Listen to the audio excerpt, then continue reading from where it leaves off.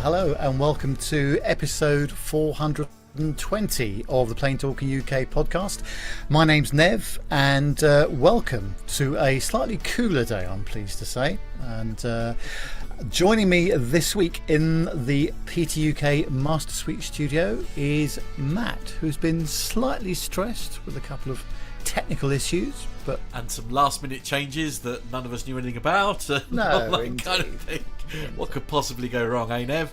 How well, are you? No, it's fine. Yes, how are you, mate? Anyway, yes, not too bad. Yeah, I got this cough that just won't go, but I think we've all had that lately, haven't we? So yeah, we're just muddling on, as they say, muddling on. How about you? What have you been up to? A hectic week, flying delays, angry German people. Because I pushed in front of a queue in Düsseldorf Airport on Tuesday morning, and a number of other things which we may get to later. Okay. Oh, I like it. I literally can't wait. I do love a bit of beef. There you go. You'll notice that Carlos is not with us tonight. He's got some other stuff going on this evening, but as a fantastic super sub, delighted to welcome. As we call him, A320 Andy. I'm sure that's not his real name, but you'll know him from the times that he spent on the show previously. Hello, Andy. How are you doing? Hello. I'm good, thanks. Thanks for having us on again. I enjoy being the super sub. It's got fun. And you never know what you're going to get. No, that ain't that the truth. No, it's great to be back. Thank you. Good stuff. How's things with you? You been flying much this week at all? No, as I said before we started the show, I've basically been office bound for most of this week. Got back from holiday on Saturday and went flying on Sunday. But as usual, when I come in here, I'm in a hotel room for those of you watching. Lovely. And I'm off flying in the morning. So I'm nice. Sober tonight. Oh dear. Yeah.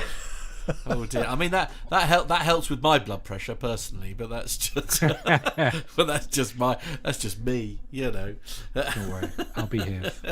Excellent. Good stuff. Well, I've been at the start of this week had a slightly unusual situation where I flew out to Düsseldorf from Heathrow on Monday, but my return flight was cancelled. Which was a bit awkward, so they decided that they would like to fly me into London City Airport instead, which was it's always a great experience going in there. Unfortunately, the car's over at Heathrow. Right. But it did give me the chance to use the new Elizabeth line, which is a superb, it's formerly known as Crossrail, and it works really well. So from Canary Wharf to Paddington was just over 20 minutes, which was fantastic. And then is this train talking UK now? It is. Yeah, absolutely. Yeah. So forgive the geek in me. So it was Elizabeth line. What day was it?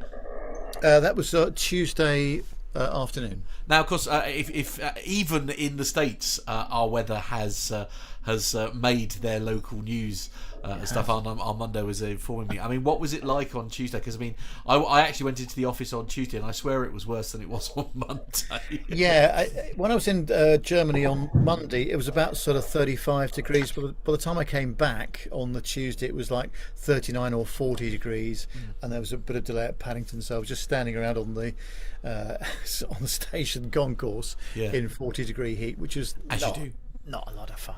No, indeed. But it's supposed to be, isn't it, air conditioned? This new Elizabeth line? It is. Yeah, all the way, and it was really nice from that point of view. So that was great. So I flew into London City Airport. I've done that a few times before, and I think Matt's got some video. Yes, indeed. Indeed as well. Yeah. Now, because of its 5.5-degree glide slope, the ground comes up much faster than you would expect on a normal approach. The runway length itself is just over 1,500 metres, which is just under 5,000 feet. So there's not a lot of room for mucking about when you stick it down. It was really bumpy on the approach as well, and again, this was due to the heat, I think, in the area. But I was talking with Tony, who's one of the training captains with BA Cityfly, who operate this service from Düsseldorf to city airport, and he was saying that the speed control on short finals here is really critical. There's not much margin between the lowest and the highest speed, and of course when they're doing this 5.5 degree glide slope approach, they've got the speed brakes up as well at a set position so that the aircraft doesn't start gaining speed too quickly. But as you can see, the ground comes up really quickly compared to a normal flight, and then you have to get it stopped because there's only less than 5,000 feet of runway to play with, and as we pulled onto the gate, he was telling me that again the brakes are quite warm anyway because of the kind of stop they have to do. Right. But again, you add into the 40-degree ambient temperature heat, and that starts to become a bit of a problem. So I'm going, oh, not another set of hot brakes in as many weeks, after the Copenhagen incident. But, not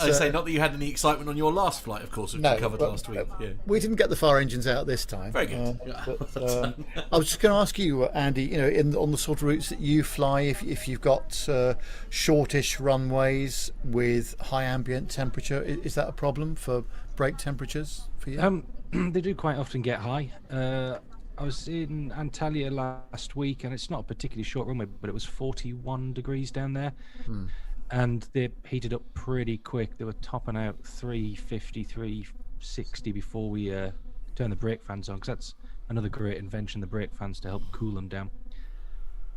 Yeah, but you start to get worried if they start heading. Yeah, so it's big fans, literally like a desk fan, attached to the hub of the wheels to blow air across the discs. So I mean, now I just really wondered. I mean, that sounds like an amazing thing. Jeff, by any chance, do you have such things on your aircraft? Like what exactly? Hello. Hi. Sorry I joined late. You're all right. Am I coming in okay? Yeah, you're a little bit hot, dear boy. A little bit hot. I haven't been told that in quite a number of years, actually. Absolutely. I mean, if for the sake of everyone else on the show, if you could dial it down a bit, that would be lovely. How's that? Oh, that's verging on beautiful. Okay. I thought that was a green screen behind you, Jeff, until I saw somebody walk in with your food. Yeah, it's a real thing. It's a real airplane. It's real. Yeah. Love it. This is great. Well, I'm using my Starlink antenna here for the very first time on a live stream, so not sure how that's going to work out. Okay. But it's I don't know if you can. You probably can't see it behind me, but through the hangar door opening is my car, and on top of my car is the Starlink antenna. I should have snapped a photo of it so that I could show you guys. But that is the device I'm using to get online here from Clintonville, Wisconsin. Okay. I almost said Arkansas. Oh, brilliant. The birthplace of what? Herman the Duck Airlines. Wow. Okay. Oh, there you go. Never have heard of Republic. And North Central. Lovely. Wow. Excellent. It's like having talk back, Jeff. It's no, I'm sorry. It's like, Liz is sitting right here instead of in my headphones. She's just like standing. No, she's not. This is. Shall I show you the guys who owns this hangar and airplane behind me? Oh, I think so. And the reason why I'm here in Clintonville, Wisconsin. Oh, yes. I'm going to point the camera over to him, and his name is Chris Ott. Here we go. Off for a quick walk. Go. Hi, Chris. Hi. Hi. Hello. Oh, and now you can probably hear him. Hi, gentlemen. Oh, yeah. hello. Hi, Chris. Good to see you. This. Thanks for joining. Nice to see you too. Yeah. He follows, watches, listens to your podcast as well. Oh my goodness! We're very honoured. Thank you. So what's going on in Oshkosh then, Jeff? What's the plan? Well. I got into Oshkosh on, I'm sorry, I'm going to rearrange the camera here. Yeah, I'll just move myself. Got into Oshkosh on Wednesday midday and got the tent all set up, and I'm in Camp Scholler, or more specifically Camp Bacon. You may have heard Glenn Towler talk about Camp Bacon at Oshkosh Air Venture.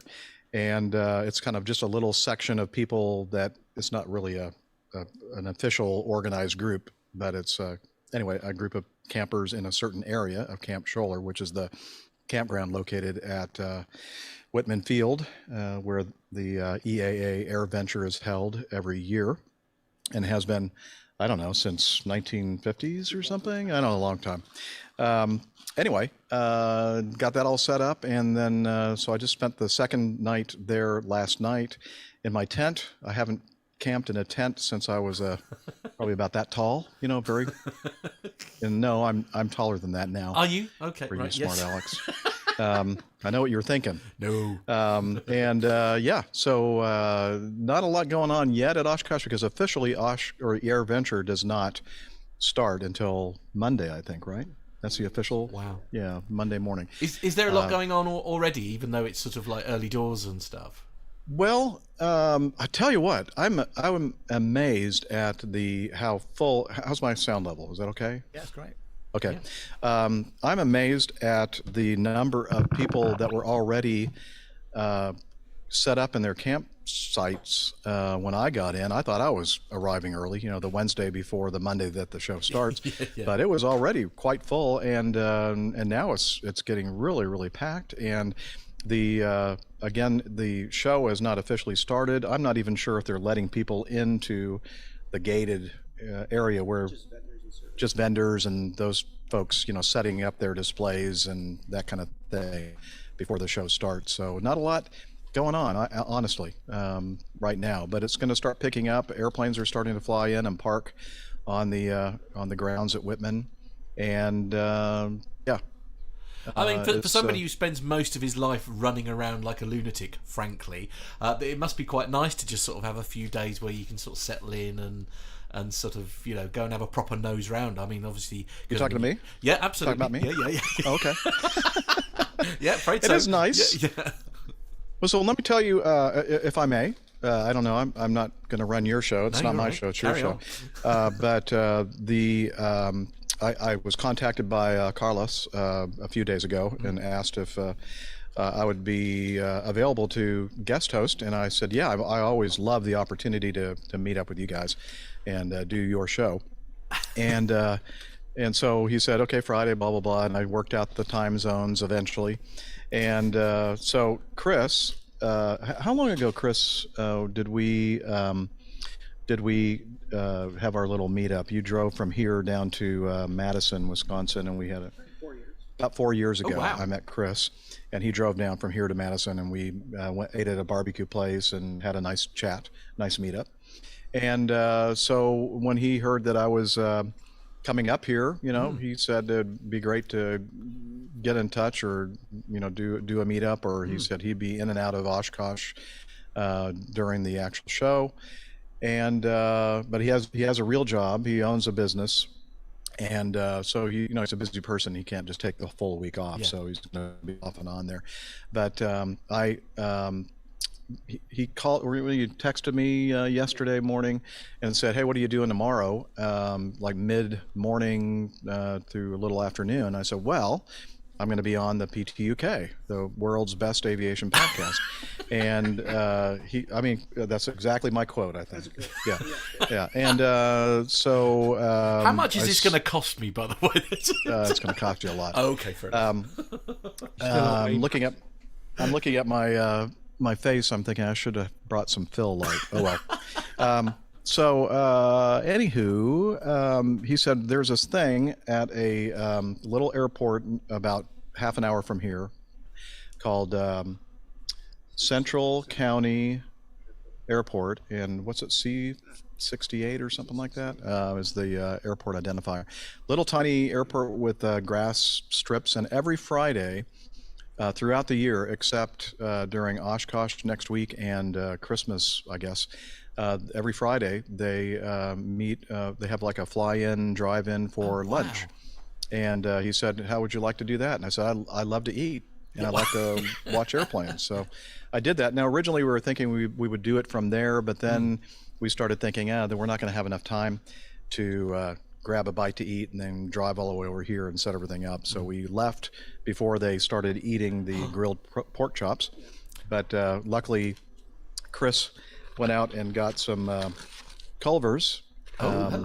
a wonderful double cheeseburger and some French fries here. So Oh, wow. that's what we're eating instead. And we just got here, and I apologize for not being here, a few minutes before you started the show.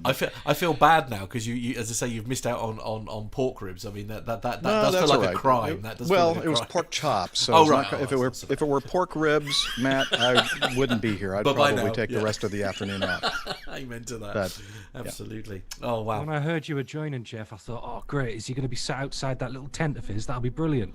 Yeah, well, I was thinking that I would have been had I not gotten the invitation from Chris to come up here. And we're about, I think it was about an hour's drive to the northwest of Oshkosh, that place that we were going to have or they had the fly-in. Got to see, how many airplanes did they say? 29? 30? Yeah, there's probably north of 30. But Yeah, north of 30 aircraft that flew in, and most of them are tail draggers, with big tires, but a pretty good, I guess, representation of a lot of different an Arrow, a Piper Arrow, and some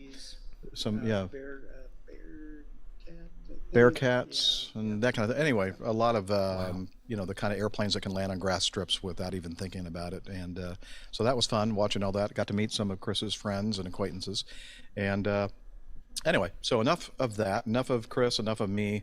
I'm here to help you guys do a show and eat French fries and hamburgers. Absolutely. Well, what we'll do is we'll read the stories, Jeff, and then perhaps we can get you to sort of chip in so that you've got time to enjoy your burger before it goes cold. I think that's. Oh, thank you. Yeah, Appreciate it. Absolutely. One of the things I was going to say, Jeff, of course, it's rather poignant, I would imagine, but obviously there's one person missing at Oshkosh this year that everybody will be missing there, and that's Glenn Towler. And I don't think I fully realised how much Oshkosh meant to him. And when Nick, Pip and myself went to his funeral, I don't think his family realised how much aviation meant to him either. So it's going to be a very unusual Oshkosh in that respect, isn't it?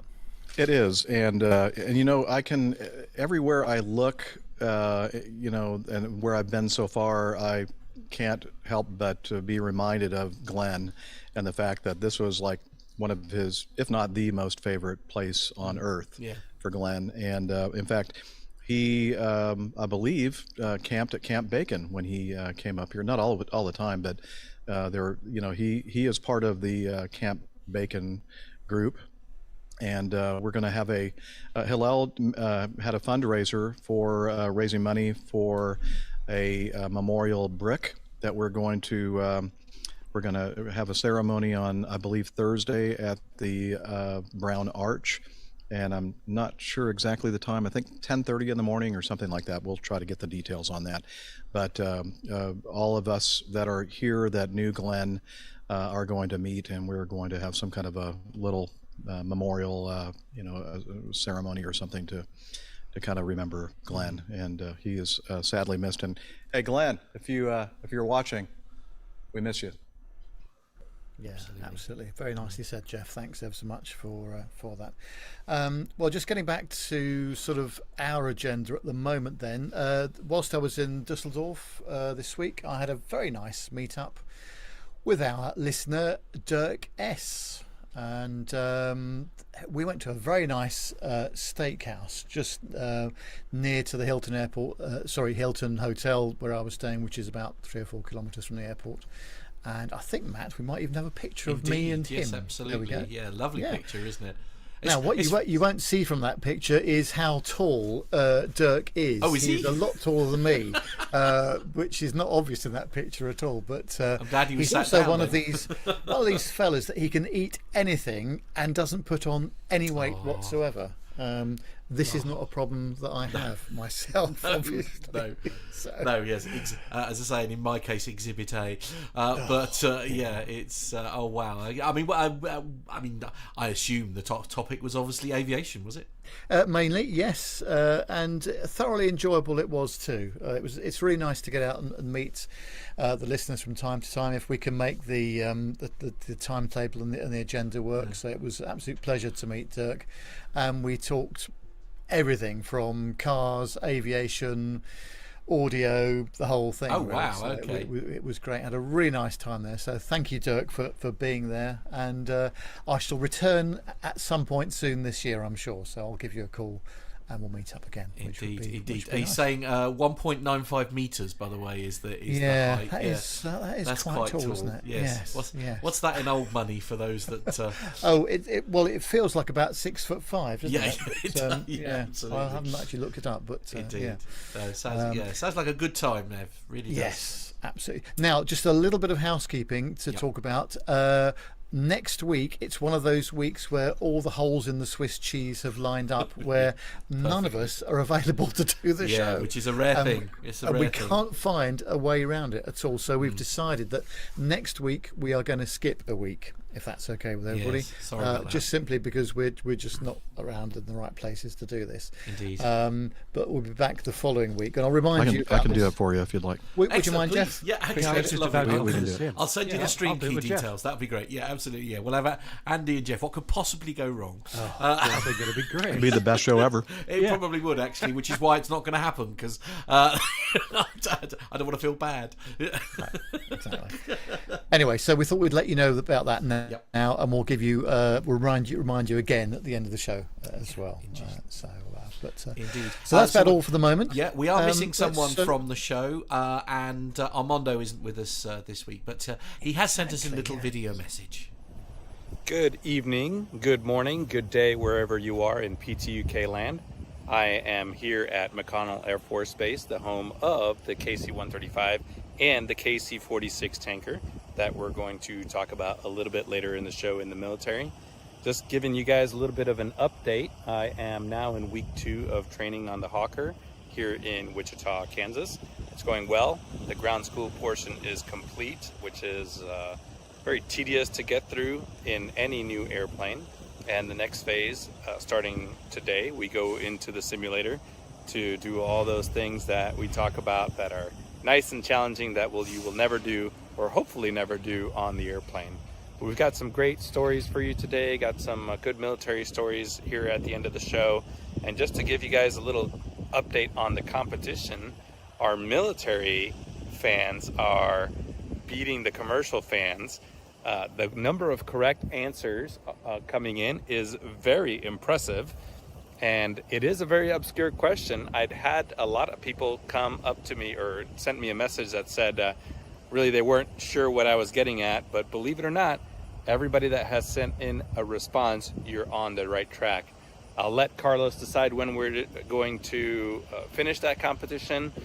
I'll give you a little hint. The first portion, the aircraft, is correct. Everyone that has sent in an entry is correct. For extra credit, where they flew out of and what bomb group, hint, hint, those answers are a little bit all over the dartboard. So keep them coming in, and hopefully we'll get a spot-on winner here pretty soon. All right, take care, y'all. Thank you, Armando. There we are. He's never in a crap location, is he? He's always doing a new type break, isn't he, for something?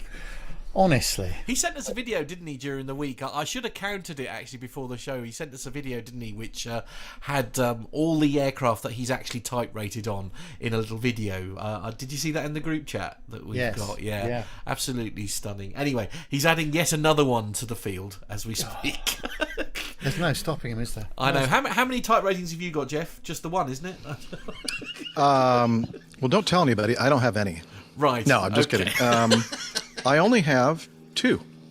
Okay. The 727 and the DC-9. Wow. Okay. So I've never actually flown a DC-9. Right. Just to be clear.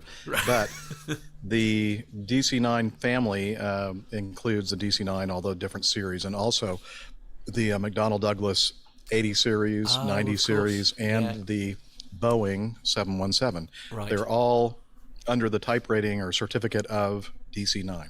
Wow. So. Okay. And I'm going to throw that question to Andy before we get stuck into our commercial. I'm surprised we haven't been told off by John by text yet, knowing him. But I mean, how many aircraft are you type rated on, Andy? Current 1. That's really? the 320. Just right. But out in New Zealand, where I learned to fly, you had to have an individual type rating for every type. So I've got 5 or 6 on my license. Oh wow, okay, very cool. But the A320 is the important one. Obviously, that's the one that's that's keeping you employed. It is current. It is yes, current, it's current thankfully. and employed. Absolutely. Trust me, it's good. It is, I promise. Yeah, absolutely. Right, okay. There we go. Are we ready, Nev? So yes, having said all of that, it's now time for some commercial aviation. Indeed. The captain has turned on the seatbelt light. Please take your seats and fasten your seatbelts.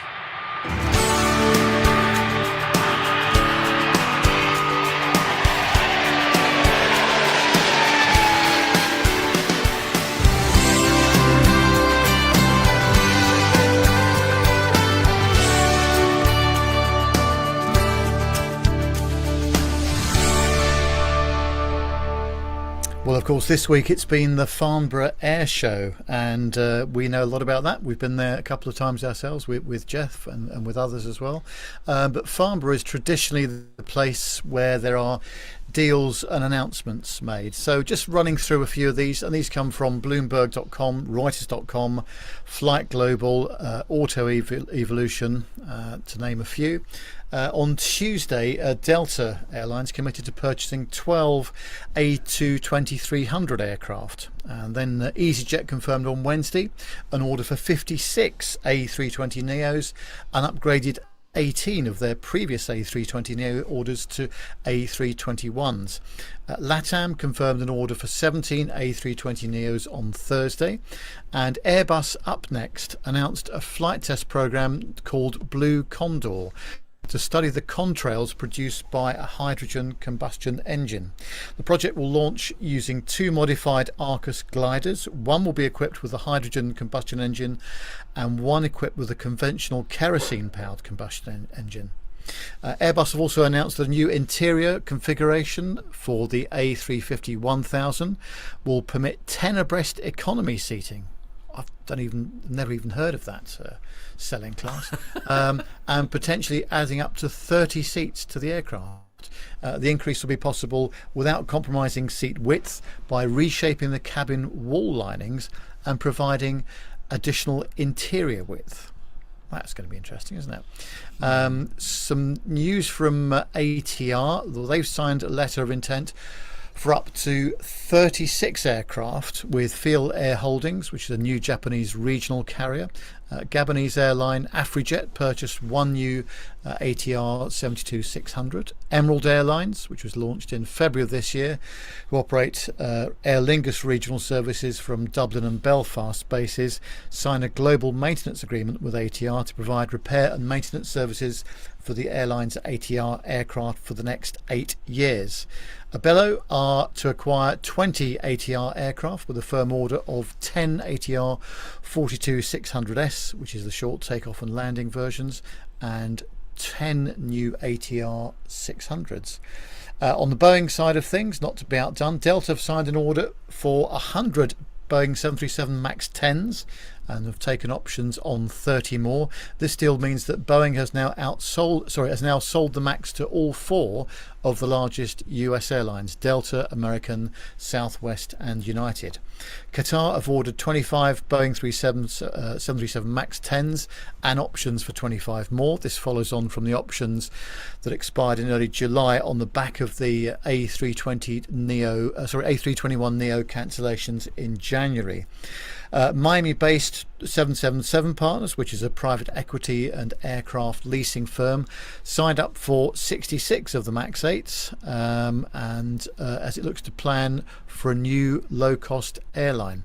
AirCap and Azerbaijan Airlines both struck deals for 787s, and whilst these were the only wide-body deals announced during Farnborough, Cargolux announced that it had selected the 777-8F as its preferred solution to replace all its fleet of 747 aircraft, and Cargolux has yet to place firm orders for this.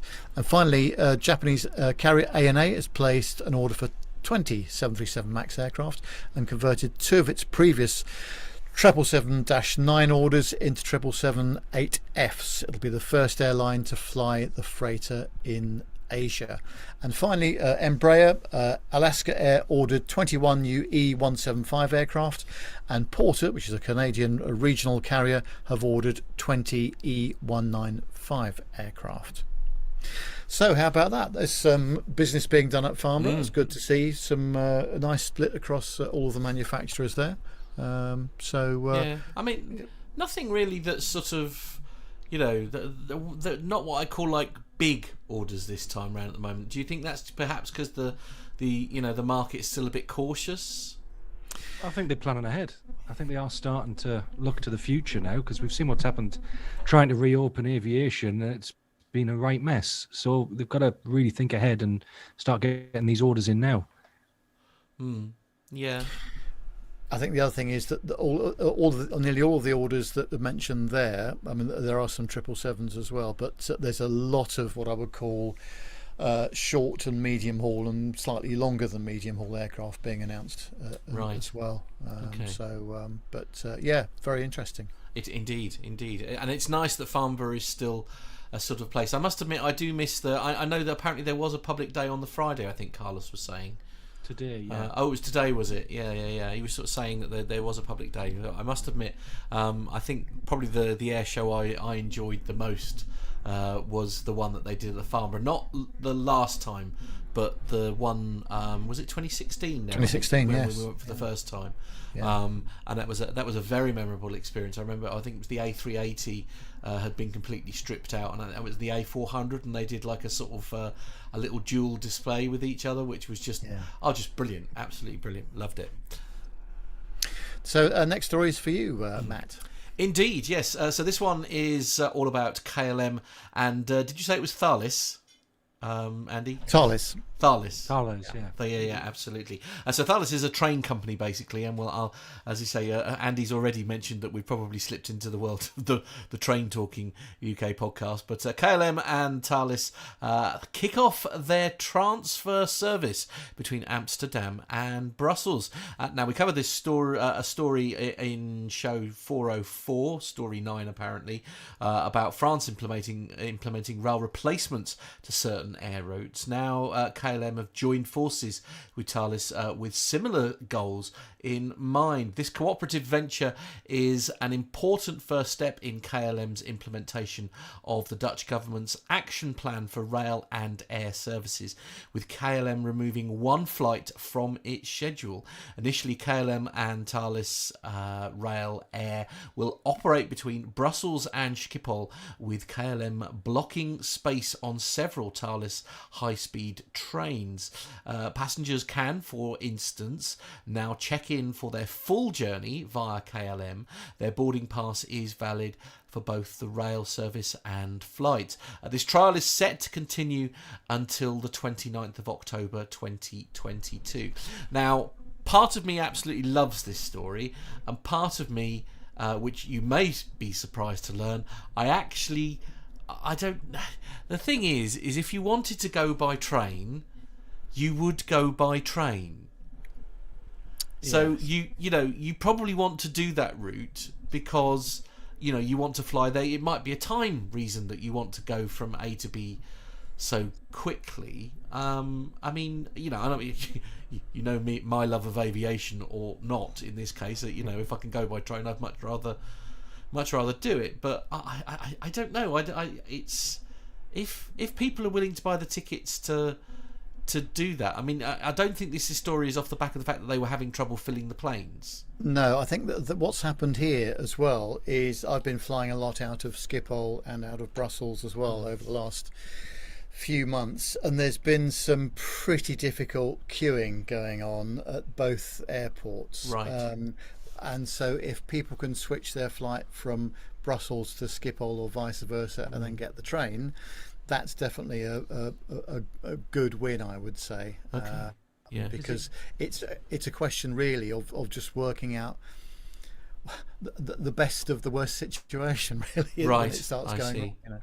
Is it actually quicker when you getting to the airport, going through security, waiting for the plane, do the shot up to Brussels, then get the train into town?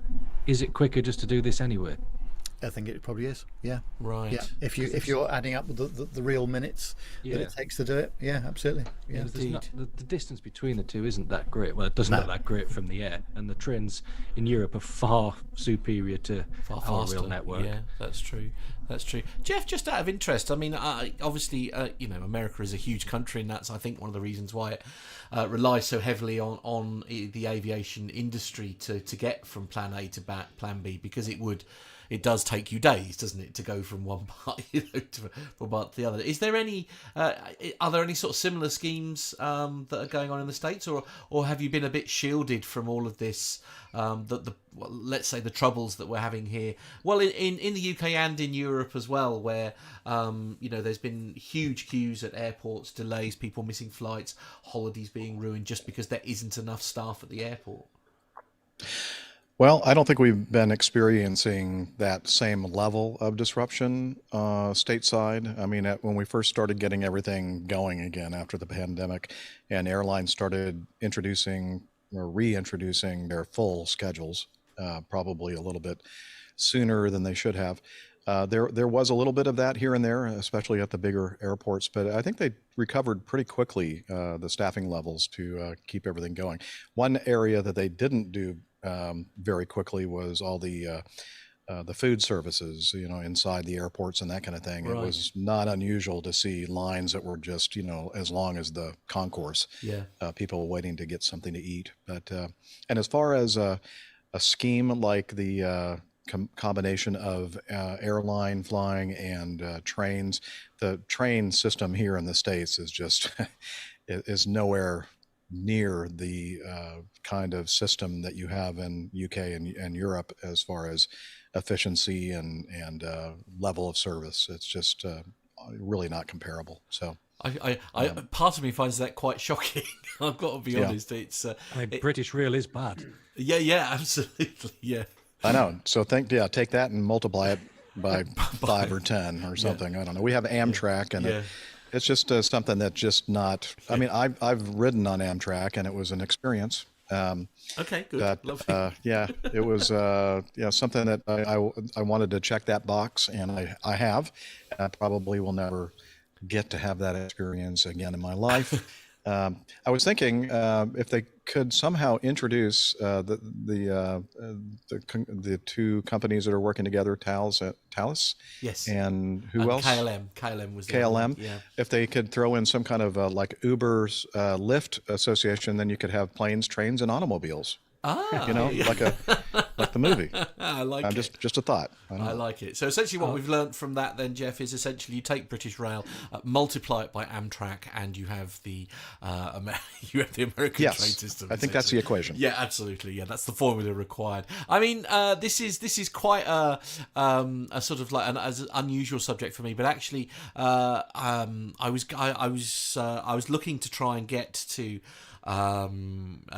get to Holland to meet up, the Netherlands, to meet up with people and stuff. And one thing that surprised me is, like, with the ferries, that's actually not an unusual thing where they're all joined up. And I mean, one of the tickets that I was looking at with the ferries to go from the hook of so it was basically from Harwich to the hook of Holland, and it was an all-in-one, like, it was a train ticket as well. So when you got to the other end, so you could arrive in Harwich by train and then jump on the like an overnight boat, basically. So you sleep on the boat going over, have breakfast, and then you get on the train the other side, ticket all in to, like, spend the day going around the Netherlands and stuff like that. And it really wasn't that expensive, and it sounded like a really sort of a appealing thing to do. I'm sure Neville remember the days when the trains used to actually roll onto the ships. I can't remember that actually, but wow. I know people that would have remembered that. Wow. Okay. Seriously? I do like Alan White's comment. Imagine if Nev's seat 1A was switched to carriage 1 open seating. Ooh, no. Can you imagine? This is language that I don't want to listen to. Oh, the blaspheming! It's absolutely. And there was me worrying about Andy. Yeah. Wow. Well, there we go. So let's move on. Yeah, absolutely. We'll move on, Joey. Yeah, it's a great. I don't know. I like the idea, as you say, perhaps as a stopgap, Nev, as you sort of hinted there. Definitely don't try it in the States. That's the other thing I've learned. It's I guess a useful stopgap for the moment, perhaps. Yeah. So over to Andy for some information about, well, an aircraft where some paperwork is going to have to be filled out, I think. Dear. Yes, a considerable amount of paperwork. So this is a Somali plane crash. A plane flips over at Mogadishu Airport. And this is from the BBC, also the avherald.com and Reuters as well. A Jubba Airways Fokker 50, registration 5 Yankee Juliet X-ray November, performing a flight from Baidoa to Mogadishu in Somalia with 36 passengers on board, flipped over on landing on Mogadishu's runway 05. Firefighters doused the flames and pictures from the scene show thick black smoke rising from the crash site. All 36 people on board actually survived the crash, and Jubba Airways say that it will release more information about what happened as it becomes available. The cause of the crash is not yet clear, but an investigation has been opened. Gosh. And, I don't know if Matt showed the pictures then, because I was busy reading, but it's quite an impressive sight. And the video on Avherald, it looks to be coming in pretty hot, with a tailwind as well of around 15 knots, and it hits the runway. Oh, here's the video now. It hits the runway pretty hard, and it looks to me like the left-hand landing gear collapses, and the whole thing just goes over. It's a Just miracle see it that in the everybody distance. They're coming survives. down now. Look, Yeah. and then it's just bang. Oh my goodness me! Look straight at that. over. I mean, what would cause something like that? Because I mean, is it just something as simple as a really hard landing? Yep, could be. Just as simple as that. I mean, the landing gear is only rated for a certain amount of G, and it's quite an old aircraft as well. You don't know what the maintenance history is on it. There we go. Originally delivered to Lufthansa in 1992, so it's been around a while. Yeah, I mean, the Fokker 50 is known as a very sort of sturdy aircraft, really, but even that has its limits with regard to the fuckers knew how to build them, I tell you that. Yeah. Let's watch our language. I have something to say about this. Please. I would say that this was a good landing. Right. Because everybody walked away from it. Okay, yeah. I mean, yeah. Not a great landing. Yeah. Yeah, just a good landing, yeah. And that is a very good point, actually. I mean, really, when you look at the carnage, essentially, that's in the two videos here, and I've got a couple more pictures to share as well. I mean, really, bearing in mind this thing is upside down. I mean, I suppose it'd be an unusual situation to be wearing your seatbelt, because of a bit of turbulence, and actually you're hanging upside down. I mean, it's... could that possibly be one of the reasons that, obviously everybody was wearing their seatbelt at the time of impact? That will have probably helped in some way. Well, I think it's the only thing. Yeah. I agree. Indeed. It just a really sort of I mean, it's... I don't know. I suppose it's such a... I think this is the thing, isn't it? It's such a rare thing that we see something as dramatic as this now, which I think is a testament to the aviation industry in general, where, I mean, using Formula One as an example, before they changed the rules, if you like, you would see dramatic events on a quite regular basis, and it wasn't, in the earlier days of Formula One, it wasn't unusual to lose drivers on a regular basis, where they'd lose their lives and stuff. And it's just, I mean, you think how many flights are in the air all day, every day, across the world, day in, day out. I suppose these things are always so shocking because they don't happen very often. Yeah, absolutely. And I think, as Andy said, with regard to the actual accident itself, there'll be an investigation about obviously what happened on the day, but also the maintenance history as well, to see what's gone on there. But thank goodness everybody got out. That's the main thing. Yeah, absolutely. Yeah, Agreed. Wow. Now, next we've got a video from Armando. Is that right? Yes. Well done. I'm glad somebody reminded me. Yes. Here we go.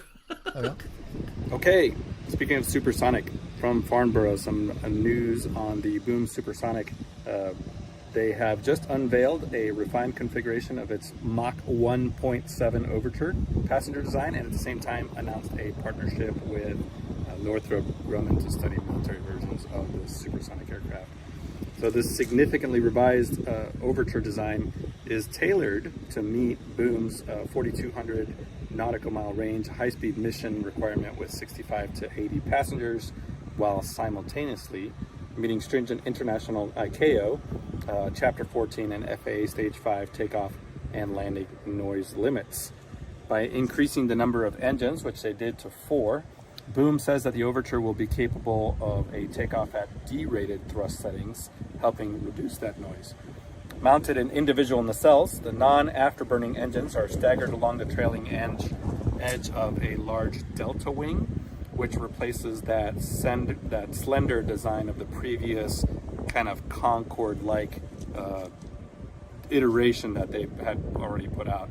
The new wing is gold in profile and incorporates what appears to be a sharper trailing edge and a larger sweep angle inboard with a reduced sweep outboard.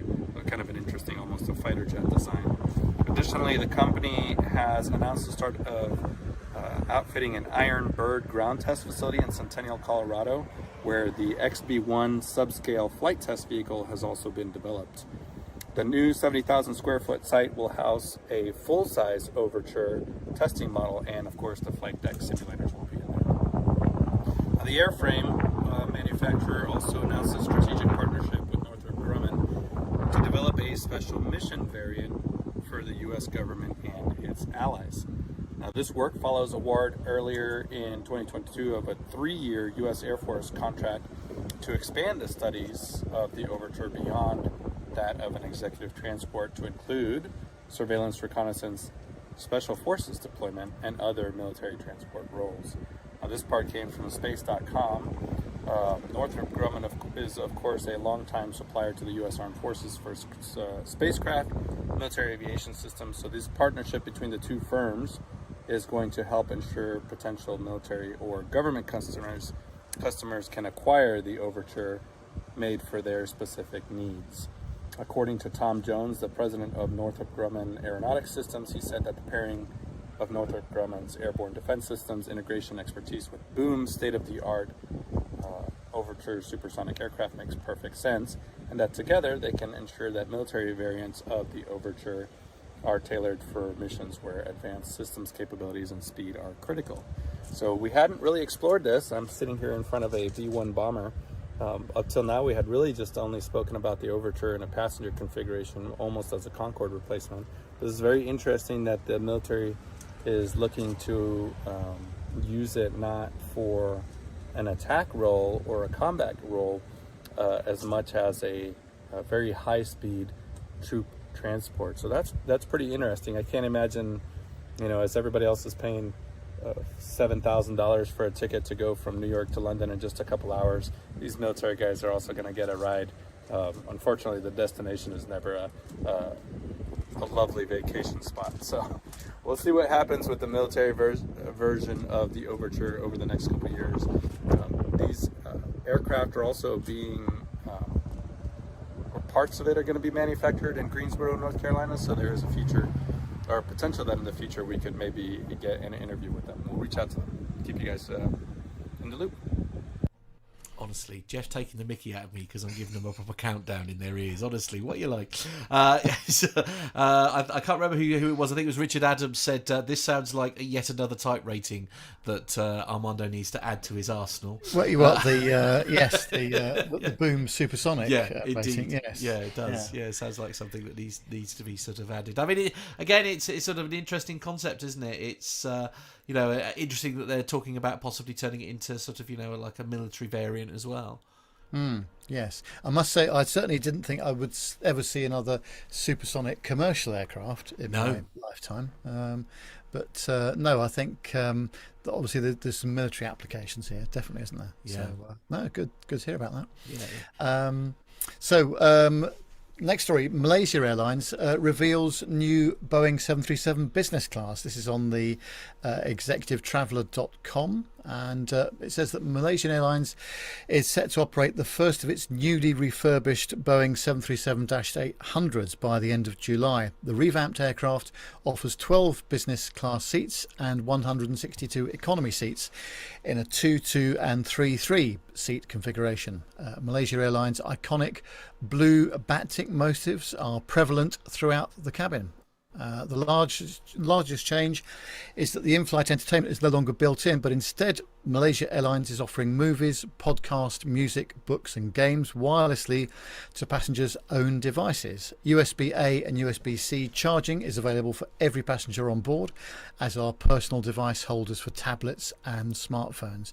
The changes actually trim the weight of the 737-800s by over half a tonne, 679 kilos, saving fuel by some 91,000 litres per aircraft per year.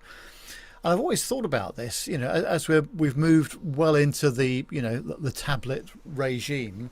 If they didn't have in-flight entertainment systems on board, but they were reliant on people bringing their own devices, the weight saving would be substantial. Certainly on the longer haul sectors, I would imagine.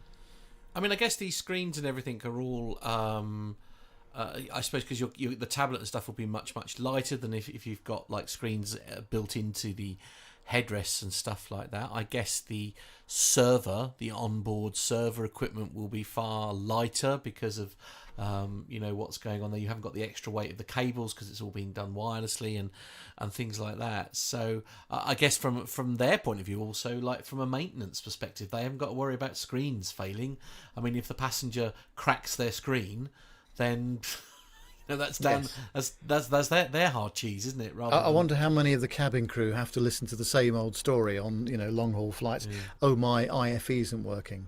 Yeah, I bet a lot of that, I would imagine. Yeah. You're not going to get a lot of sympathy to say my tablet is buffering. No. No, indeed, exactly. Which is a common problem. What do you think on this, Andy? I mean, do you feel this is the way forward? Perhaps. I mean, a lot of airlines, of course, Ryanair, for example. I mean, they don't have any IFE at all. Yeah, and most people bring their own with them now, don't they? Their iPad and their iPhone to listen to great podcasts as they fly around. The other thing I was thinking about as well was heat. Reduces heat, so that reduces the pressure on the air conditioning system as well. There's another byproduct. True. There's all sorts of savings here overall maintenance-wise, especially like you say with all that removed and all the wire, miles and miles of wiring involved in things like that. Indeed. And of course, it brought Swiss Air down a long time ago, didn't it? But they've got a lot better since then. Yeah, that's true. That's true. I suppose it's and people have got, as you say, with the sockets and everything all there. Then you've got you can sort of top it up and keep it charged, can't you? It's although of course the usual subject of lithium-ion battery thermal runaway becomes a topic again, doesn't it? Yes, because I guess there's, mind you, even if the plane had IFE, they've probably got their iPad or their Android tablet or whatever, other tablets are available. They've probably got those with them anyway. So I don't, you've still got the risk of it being in their hand luggage and having thermal runaway as opposed to being out. I don't know. It's a tricky one, isn't it? Really? Yeah. Have to say, the airplane that I fly is quite tech forward in this respect. It never has had in-flight entertainment in the seat backs, and so. But hey, it does have, outlets for your electronic devices in every row. So, you can plug in your electronic devices. And the cool thing is I've been able to figure out how to send my podcast back to every single screen, personal handheld device in the airplane. So it works cheating. out pretty well. That's cheating. It's, I suppose that's that's going to amuse me for hours. That's how you get the listener figures up, man. Yeah, that is. Exactly. That's one of my little tricks. It's another 150 listeners on every sector, isn't it? Well, quite. Yeah, of course, I lose like 4 times that, after people listen to the show. So, yeah. That's so not true. Okay, there we go. Thanks, Jeff. We'll move on to the next story now, and we're back to those squirrel things again. Yes. So I'm a bit nervous about this. I'll be honest with you. It's London Air Ambulance we're talking about this time, and they've ordered some Airbus H135s. Now, last week we talked about the Icarill family of helicopters, and this week we learn that London Air Ambulance charity, the LAAC, has ordered 2 2 new Airbus H135 helicopters at the Farnborough International Air Show. The H135, previously the EC135, is a twin-engined helicopter that is extremely popular in the aeromedical industry. In fact, I think our HeliMed over here is one of these aircraft as well. The LAAC is replacing a pair of MD-902 Explorers. Since operations began, the helicopter emergency service for the UK's capital has transported more than 43,000 patients, including 1,713 patients in 2021 alone. And John has put in brackets, yes, I gave this story to Matt, because if he reads the notes before the show, he'll know he's got to say the same squirrely word to present. Thanks for that, John. Anyway, so just to clarify that the H135 is not part of the Ickerel family. It's bigger, more powerful, and about a decade and a half newer. The H135 is FADEC equipped and has IMC capabilities. In 2013, about 25% of the world's emergency medical helicopters were H135s, and half of the produced H135 aircraft were emergency medical helicopters. Now that's really interesting, I think, isn't it? I mean, talk about cornering the market on this. Interestingly, also, it operates on a budget of £12 million a year, mostly from charity donations, lottery and fundraising. I mean, it's bonkers, isn't it? Isn't that ridiculous? I mean, these are,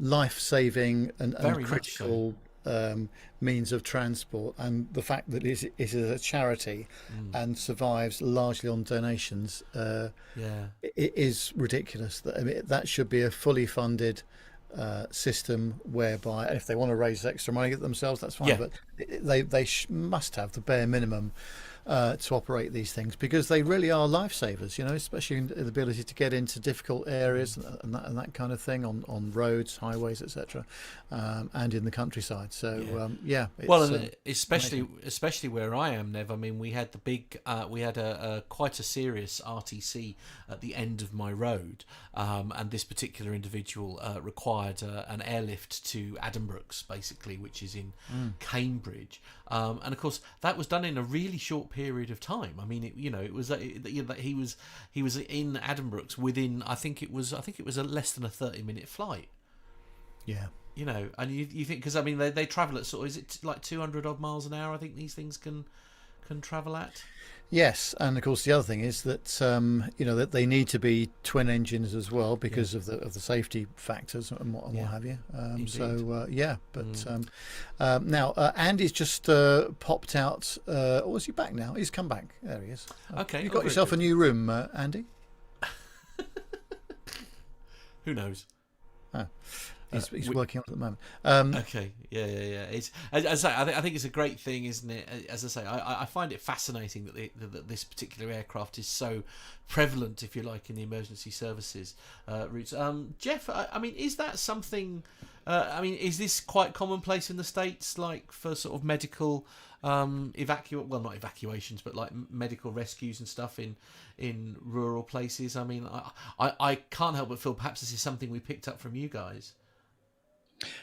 I think that, I know they are prevalent in, major metropolitan areas, but now Chris lives kind of outside of major metropolitan areas, and are they pretty prevalent here, Chris? Yeah, med flights are very, very common here. Okay. Okay. It's okay. I mean, just out of curiosity, I suppose...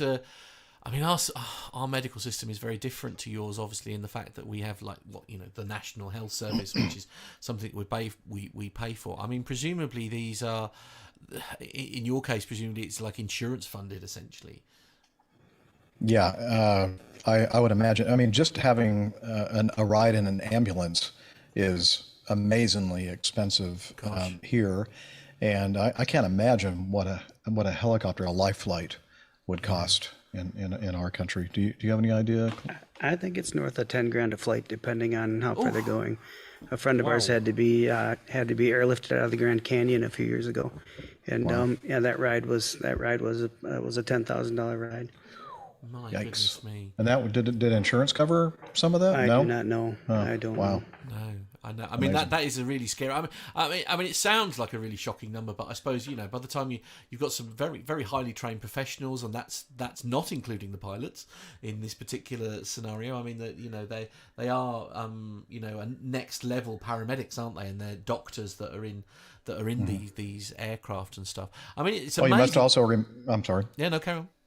I was going to say, you must also remember that here in the U.S., the average income is over $1 million. So per year. No, I'm just kidding. Yeah, I was going to say. What's the website for a green card? Yeah, I was going to say. Yeah, absolutely. Oh, now he's back. Yeah. Did you get a new room, Andy? Yeah. I'm just waiting for them to ring me back. Oh, okay. Is it a bit noisy where you are? Just a little bit, yes. Oh, is it? Oh, God, yeah. Oh, blimey. Yes. Did you explain to the listeners where exactly you were? No, yes, I'm in a hotel in Manchester, and there is a wedding going on underneath me. Right. And I feel like I'm in the wedding. Lovely. Excellent. Oh, well. Congratulations. Thank you. I don't think my wife will be very happy, but I'll tell her that tomorrow. Yeah, absolutely. She'll be blooming fuming. Brilliant. Oh, dear. Okay. All right. Well, as I say, an interesting story. And actually, in terms of funding, £12 million for a whole year, basically to pick up anyone, doesn't seem like a lot of money, actually, when you take that into consideration. But it is bonkers here that it is entirely charitably, funded. I think that's just bonkers. I mean, it makes me want to go and do some fundraising for East Anglian Air Ambulance now, if I'm honest with you. Quite. So, Andy, can you give us the next story about the Airbus flight testing a new CFM? Yeah, certainly. So, Airbus to flight test CFM Rise Open Rotor, and this is from aviationweek.com. So CFM International has agreed with Airbus to flight test the open fan propulsion system being developed under the engine maker's Revolutionary Innovation for Sustainable Engine, which is RISE, program on the A380. The flight test campaign will be performed from 2026 from the Airbus flight test facility in Toulouse, France. The company adds that ahead of the A380 test flights, CFM will perform engine ground tests along with flight test validation of GE's Boeing 747-400 flying testbed at GE Aviation's Flight Test Operations Center in Victorville, California. Targeting a 20% reduction in fuel consumption and CO2 emissions compared to current engines, RISE is aimed as a successor to the current LEAP 1 turbofan in the £20,000 to £35,000 thrust class. Two different A380s that will operate the RISE test campaign will be heavily modified to support different engines and modified to test liquid hydrogen trials. Oh, wow. They look like strange things, don't they? I'll be back in one sec. Yes, indeed. Absolutely. I mean, fascinating, sort of fascinating unit, really. I mean, again, I suppose it's pushing the envelope, isn't it? Trying something different to sort of get that extra lift out. Yeah, well, if you look at what's happened in engine technology, especially over the last, 10 to 12 years, something like that, the fuel reduction that's been possible, it's been absolutely incredible. I mean, I was reading on a pilot's blog the other day who operates for Air Canada, that he was going to fly 200 people from the Netherlands to Toronto with quite high ambient temperatures on the ground in the Netherlands at the time of 30 degrees, and he was going to be burning just over 22 tons of fuel. I mean, that is incredible. Bearing in mind, that's this is obviously with the latest technology engines and what have you, but it really is amazing the leap forward that we've seen, if you'll pardon the pun, with how this engine technology has gone. So, I mean, forgive my naivety on these matters, Nev. Is it you say 22 tons worth of fuel? What would that normally be? So, obviously from the other extreme, Concorde, London to New York, using afterburners for some of it, was the best part of 90 tons. Oh gosh, right. Fuel back in the day, and I'm going to pluck a figure out of the egg, 'cause I don't actually know, but I would imagine something, a slightly older 767 or 757, probably in the region of 50 to 60 tons of fuel, maybe. depending on what engine was fitted, something like that. So there's some huge reductions. It is a here. big saving. As a comparison for you, Matt, I recently was planned on a CEO, so a CFM56 engine down to the Canaries, and say that flight was 15,000 kilos of fuel to be loaded. Then they decided to change the aircraft last minute. We got new flight plans onto a Neo aircraft with a Leap 1A, and that was only 11,000 kilos. It was 4,000 kilos difference for the same flight. For the same flight. Gosh. And I mean, you sort of take that in. I say like to save money for the passengers, but actually, a genuine concern going forward quite soon is going to be the cost of the the kerosene and what is it, kerosene? I think something like that is aviation fuel that you're putting in the aircraft. That's going to be going through the roof like everything else, I suppose, at the moment. Well, you've got to think about the environment as well, haven't you? And sustainability and efficiency and looking after the world. By using less fuel as well, it's costing less money. Yeah, indeed. Keeps the bean counters happy. That's the main thing. yeah, indeed. Your thoughts on this, Jeff? Well, I have some. So back in I believe it was the 1980s, the McDonnell Douglas, I think they used an 81, an MD-80, a Mad Dog, as a test bed for open rotor engines. And it was not successful. And by the way, if you can find any pictures of them, you'll see that they look suspiciously similar to the picture that you were showing there of the Airbus A380 open rotor design.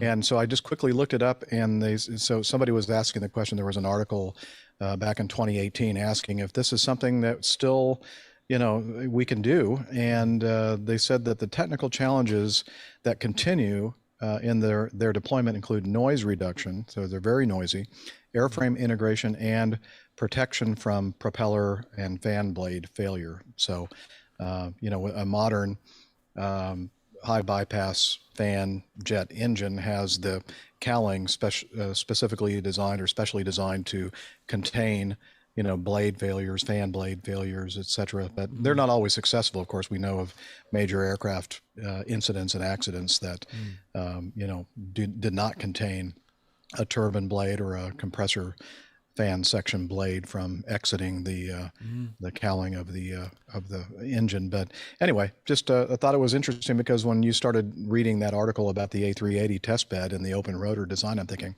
that sounds very familiar. I think I've seen this before. Yeah, absolutely. Interestingly enough, Captain Cruz is saying in the chat room here it looks very much like an A400M engine. I don't know if anybody agrees with that. Yeah, I do. And it says, yes, Captain Cruz is also saying that was the MD-81 prototype tested in Yuma in Arizona. Yeah, you can just do a search for MD-80 and open rotor designs, and you'll see a bunch of pictures of it. So here's a question from Alan, actually, for you guys here. He's saying, would it not be significantly noisier? The new high bypass ratio engines do a lot to shroud the noise. I agree. That was one of the that's one of the hurdles that they're going to have to work through. Is to make them quieter, basically. Mm-hmm. Wow. I've just thought of another advantage, possibly. We've had stories on both podcasts of some passengers in certain parts of the world that have put coins into the engine cowling for good luck. Yes. This just solves that problem completely by flicking it away from the engine, surely. Now they just put it straight in the hot section. Yeah. Right. Oh, yeah. Maybe it's not a great idea then. It's still not great, yeah. Either way, it's an incident waiting to happen, I suppose. Never mind. Hey, right, chaps. I'm going to disappear for 5 minutes. I'm going to change rooms. And I'm going to come back. Okay? Excellent, lovely. Right. Just 5 minutes? Wow, I'm impressed. That's I can do it in 5, maybe 10. Lovely. Okay, somebody start a clock, quick. Here we go. Yeah, I bet he's going to end up joining the wedding, isn't he? And, he is absolutely. Yeah. He's going to be having a drink. Well, that will be the last we see. No. Absolutely, yeah. Dancing with the bride. Yes, absolutely. Boy, yeah, what could possibly go wrong? Right, challenge Annika, everyone. Right, somebody start the clock. What's the time? Let him know when he Let us know when he comes back. Yes, 2009. So, Excellent, yeah. lovely. And I'm going to go Julie, ahead and change to a different hangar. I'll be Splendid. All right, good 3 luck. minutes. Yeah, okay. 3 minutes. Wow. No, I'm just kidding. Oh, trying to outdo each other, honestly. Go, Nev, dig us out of this hole quick. Well, talking of things that's with all the gloom and doom in some of the areas of aviation, it's nice to see that some good news is around. This is to do with the Airlines Rating Excellence Award. These awards honour best airlines, and they're compiled by global editors with over 100 years of industry experience using an objective, value-based methodology. The criteria include safety and product ratings, passenger review, fleet age, profitability, and environmental commitment. So out of these in the list, Qatar took Best Business Class for its Q suites. Air New Zealand took Best in Pacific, Best Premium Economy and Best Economy. Singapore Airlines won Best First Class for its unique suites product and Best Lounges. Virgin Australia won Best Cabin Crew. Emirates won Best In-Flight Entertainment. Etihad won Best Environmental Airline. Korean won Best Cargo Airline. Vietjet won Best Value Airline, and QantasLink won Best Regional Airline. There was also a further 20 airlines that airlinesrating.com rated best in the world. I was looking through to see where British Airways were going to be. They're right at the bottom, unfortunately. So in number 20 position is British Airways, 19 is Alaska Airlines, 18 is Air France/KLM, 17 is Hawaiian, 16 is Emirates, 15 is Finnair, 14 JetBlue, 13 Japan Airlines, 12 Virgin Atlantic, 11 Cathay Pacific Airways, 10 All Nippon Airways, 9 Turkish Airlines, 8 EVA Air, 7 Virgin Australia, 6 Qantas, 5 Singapore Airlines, 4 Korean Air, 3 Etihad Airways, 2 Air New Zealand, and in top spot was Qatar Airways, and they took top spot for overall for its innovation, product industry leadership and commitment to keeping the world's critical long-haul air routes open during COVID-19, which has resulted in the airline posting a record profit. Really? Oh, So, that's yeah. interesting. And if you think where Qatar are based as well, they are a very sort of key link between Europe and Asia as well. So and as are Etihad and a number of others too. So really interesting to see. Some interesting numbers there. Do we agree with that? Essentially, we're the top 20 airlines that Airline Ratings rated the best in the world.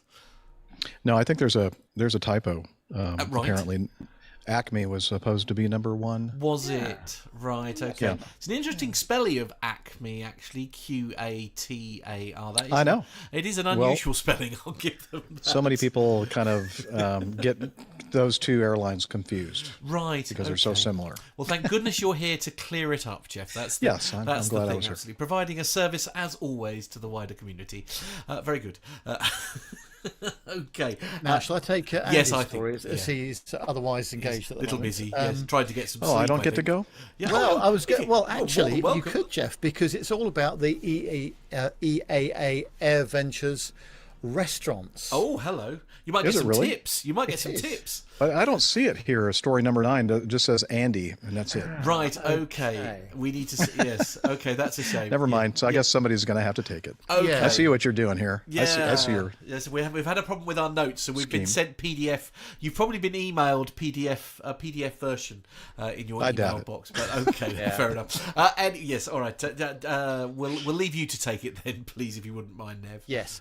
Well, anyway, so eating at air shows is vitally important, obviously. But Whitman Regional Airport may become one of the busiest airports of the world for the Experimental Aircraft Association's annual 7-day Air Venture Convention held at the end of July. But it's not the only place that sees an uptick in visitors. These local restaurants offer an alternative way to view the daily air shows, which start at 2:30 p.m. on Monday through to Saturday and 1 p.m. on Sunday, the 31st of July. There are also 2 nightly air shows starting at 8 p.m. on Wednesday and Saturday. So let's have a look at what's on offer. The Hangar Bar and Grill is live music and karaoke on the patio, which is a tradition during Air Venture at that restaurant. Friar Tuck's, which is on South Park Avenue, has been an EAA staple since its early days in the 1980s, perhaps unsurprisingly given its proximity to the Hangar Bar and Grill at the airport. The small patio overlooks the airport grounds, making it popular for the air shows and fireworks. At TJ's Highland Steakhouse, I'm getting hungry already at this point. Yes. If you're looking for an upscale fine dining air show experience, TJ's Highland Steakhouse on Ripple Avenue is the place to go. Clear views and sounds of the air shows. Ardy and Ed's Drive-In, they're on Main Street. That's the perfect spot to step back in time and watch some classic airplanes fly overhead, complete with a burger and a root beer float.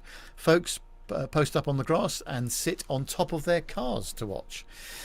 Chester V's, well, if you sit outside either in the front or back at Chester V's on 2505 Oregon Street, the manager there swears that you can almost reach out and touch the planes. Landing aircraft from the air shows fly right over the restaurant.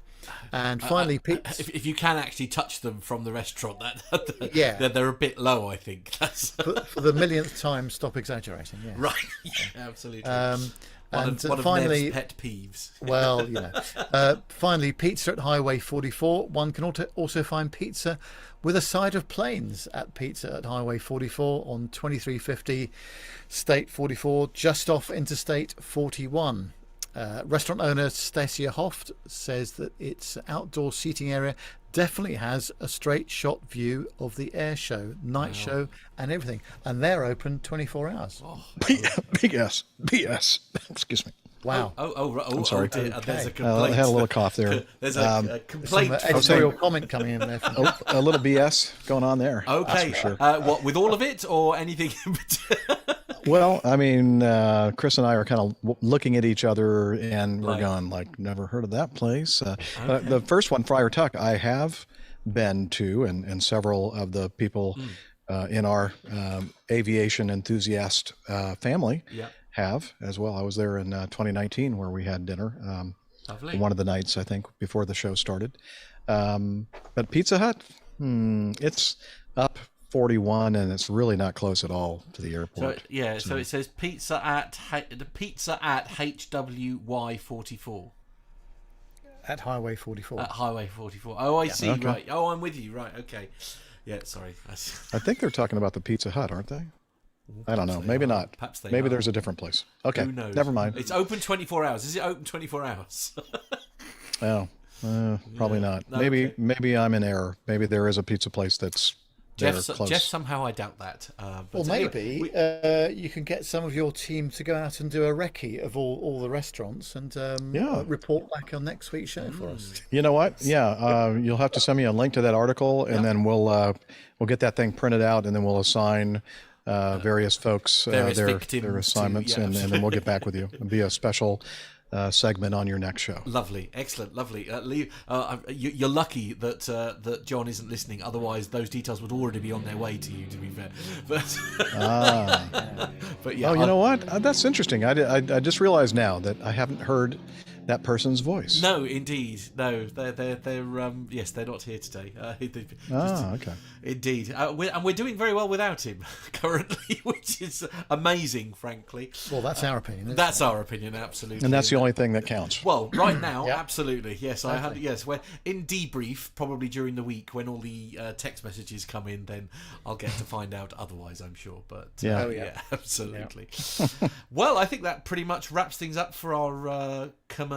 It does, yes. And next up on the show, we're going to be playing a second video that we shot at the Seething fly-in, which was on the 3rd of July. Really great weather there, and the airfield and the folks there are so friendly. And the nice thing about general aviation, I would say in general terms, is that there's always some great stories around, and this next clip is a great example of that. So let's go over to Carlos at Seething. And we are back at the Seething fly-in, where the weather is still great, fantastic here. And I'm here with Mike, And Mike, you've just literally just flown in this what, Cessna 150? It's a Cessna 150 Aerobat. Yep. And Mike, you've got a story to tell us, haven't you? About well, partly about what the cargo is on board this aircraft, but also something you've been up to across Europe. Yeah, the cargo today is 4 chickens. I wanted to go somewhere. I like to fly and land away, and part of that journey was to go and pick up some chickens. So that's what I duly did, and I picked up 2 Norfolk Greys and 2 black copper Morans. So they go home and go in the chicken coop, etc., etc. That's fine. And the aircraft's rolling back there. Back. That's the wind. That's the wind. So that was that.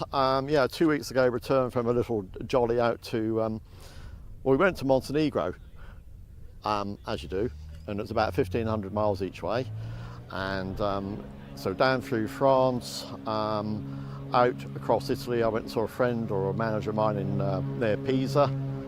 From there, we then flew to Pula in Croatia, down the Adriatic coast.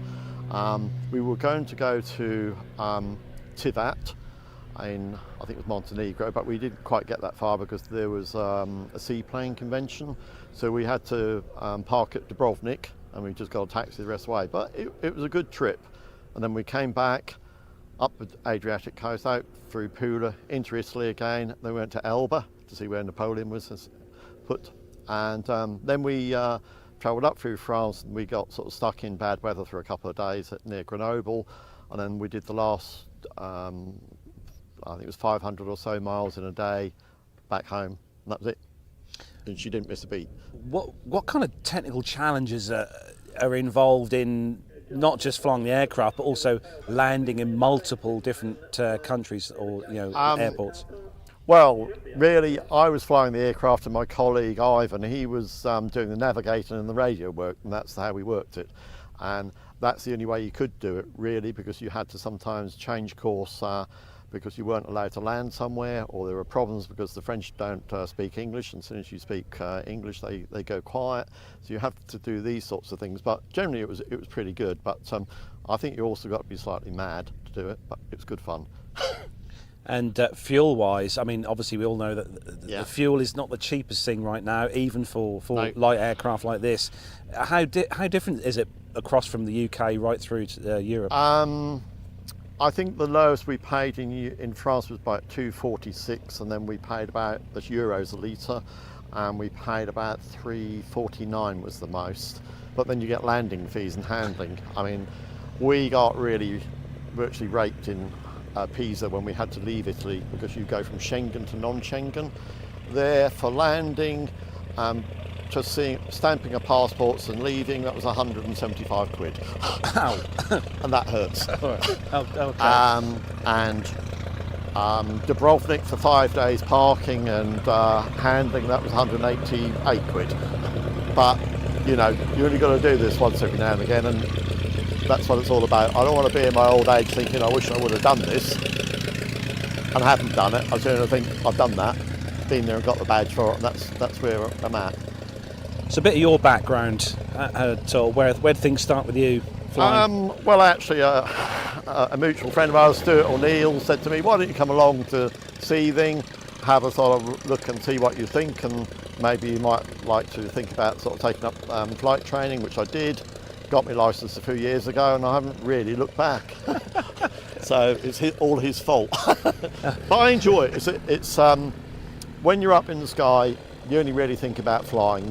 You forget all the troubles you've got on the ground or whatever, and you go flying, and that's what you do. And that's all you think about it. It's almost like a mental reset button when you're up there, and that's what I enjoy about it. And also for me, I enjoy the planning, and I enjoy seeing the topography. So you're flying over old disused railway lines, rivers, people's houses, Sandringham, you can see the Queen in the swimming pool, but you don't go. Things like that. So that's what I enjoy, and that's what it's all about. And for me, I like to fly different places, so I don't tend to go around here very much. I want to go somewhere, and that's me. So we were talking earlier, we're lucky in this area that we've got so many good GA airfields around the area, such as Beccles, and we've got obviously Seething here, Old Buckingham, all these different airfields around here. I mean, obviously you've seen lots of these airfields. How different are the airfields, say, in France and Italy and that, compared to the GA airfields here in the UK? France is I would say GA friendly. They're very friendly on the ground. Okay, they don't all speak English, which they're supposed to, they're traffic control, but they're a pretty good lot. Italy, the airfields themselves are quite good, but there seems to be a lot of bureaucracy. And like I said, if you want to leave Italy to go to a non-Schengen or enter Italy via a Schengen airport, there are only about 12 that you can use, and they know how to charge you, and they certainly do. But apart from that, Italy is fine. They all speak very good English, as good as we speak English. So, you know, you can't mock it. Croatia the same, all very good. Great people, and I think the sort of flying community, they tend to try and help one another, and that's what it's all about. And yeah, enjoyable. So flight planning wise, obviously when I was learning it was maps and the whiz wheel and all that kind of stuff. Obviously things like ForeFlight and SkyDemon, all the big ones now. Do you use a Sky or any sort of flight program? I personally use SkyDemon, but for certainly UK flights, I always go back to the whizzy wheel and just check that I know how to use it and make sure that everything looks as it should be. And it's a bit of a sort of error check. You know, does it look right? Do you know how to use these things? Because electronics can go wrong and you might have to go back to the chart. So I actually plot it out manually on a chart as well. So a bit about the aircraft then we're standing next to here, the one you've just flown in on. Yeah, that's a Cessna 150 Aerobat. So that's got, for the technical people, it's got an 0240, I think it's a Continental engine in it, and it is 130 brake horsepower, whereas most Cessnas are 100 brake horsepower. So it goes a bit faster. And it's a bit more robust, and you can do aerobatics in it, but I'm not rated to do so. So I can't. Not yet? No, not yet at all, but that's to come maybe.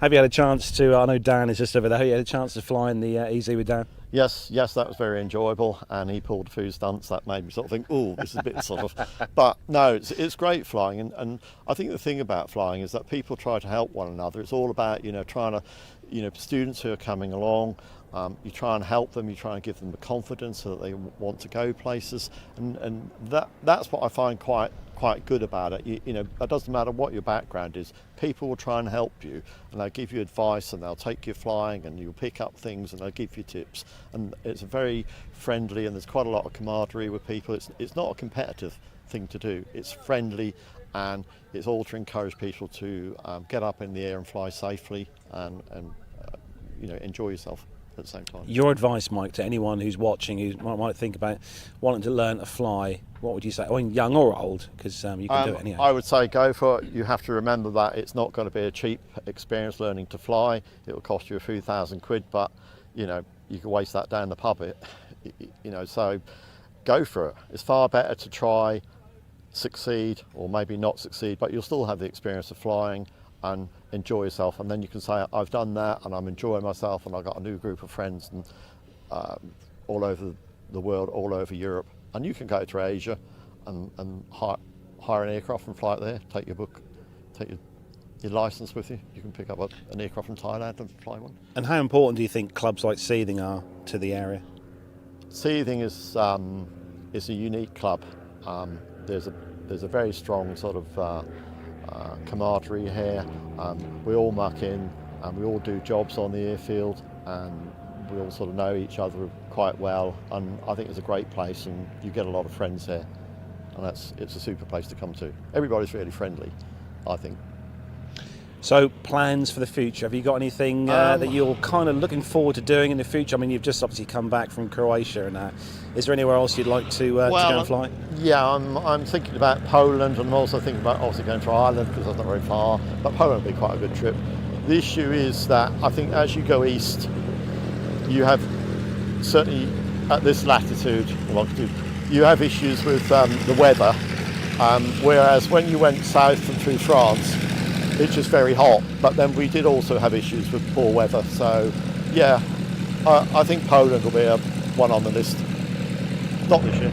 Not this year, yeah. We're halfway through the year now already, honestly. Maybe next year or the year after, I'll see. But I'll probably go to Ireland. I want to go to Holland, to Texel, which is just due east of here. That's a day trip, so probably the Touquet a couple of times. What was the most challenging airport you landed in over in Europe? Brac. Without a shadow of a doubt. So Brac is a runway sitting on top of a mountain at about 2,000 feet. The approach is a vertical sheer face of rock, so if you land short, you go straight into it.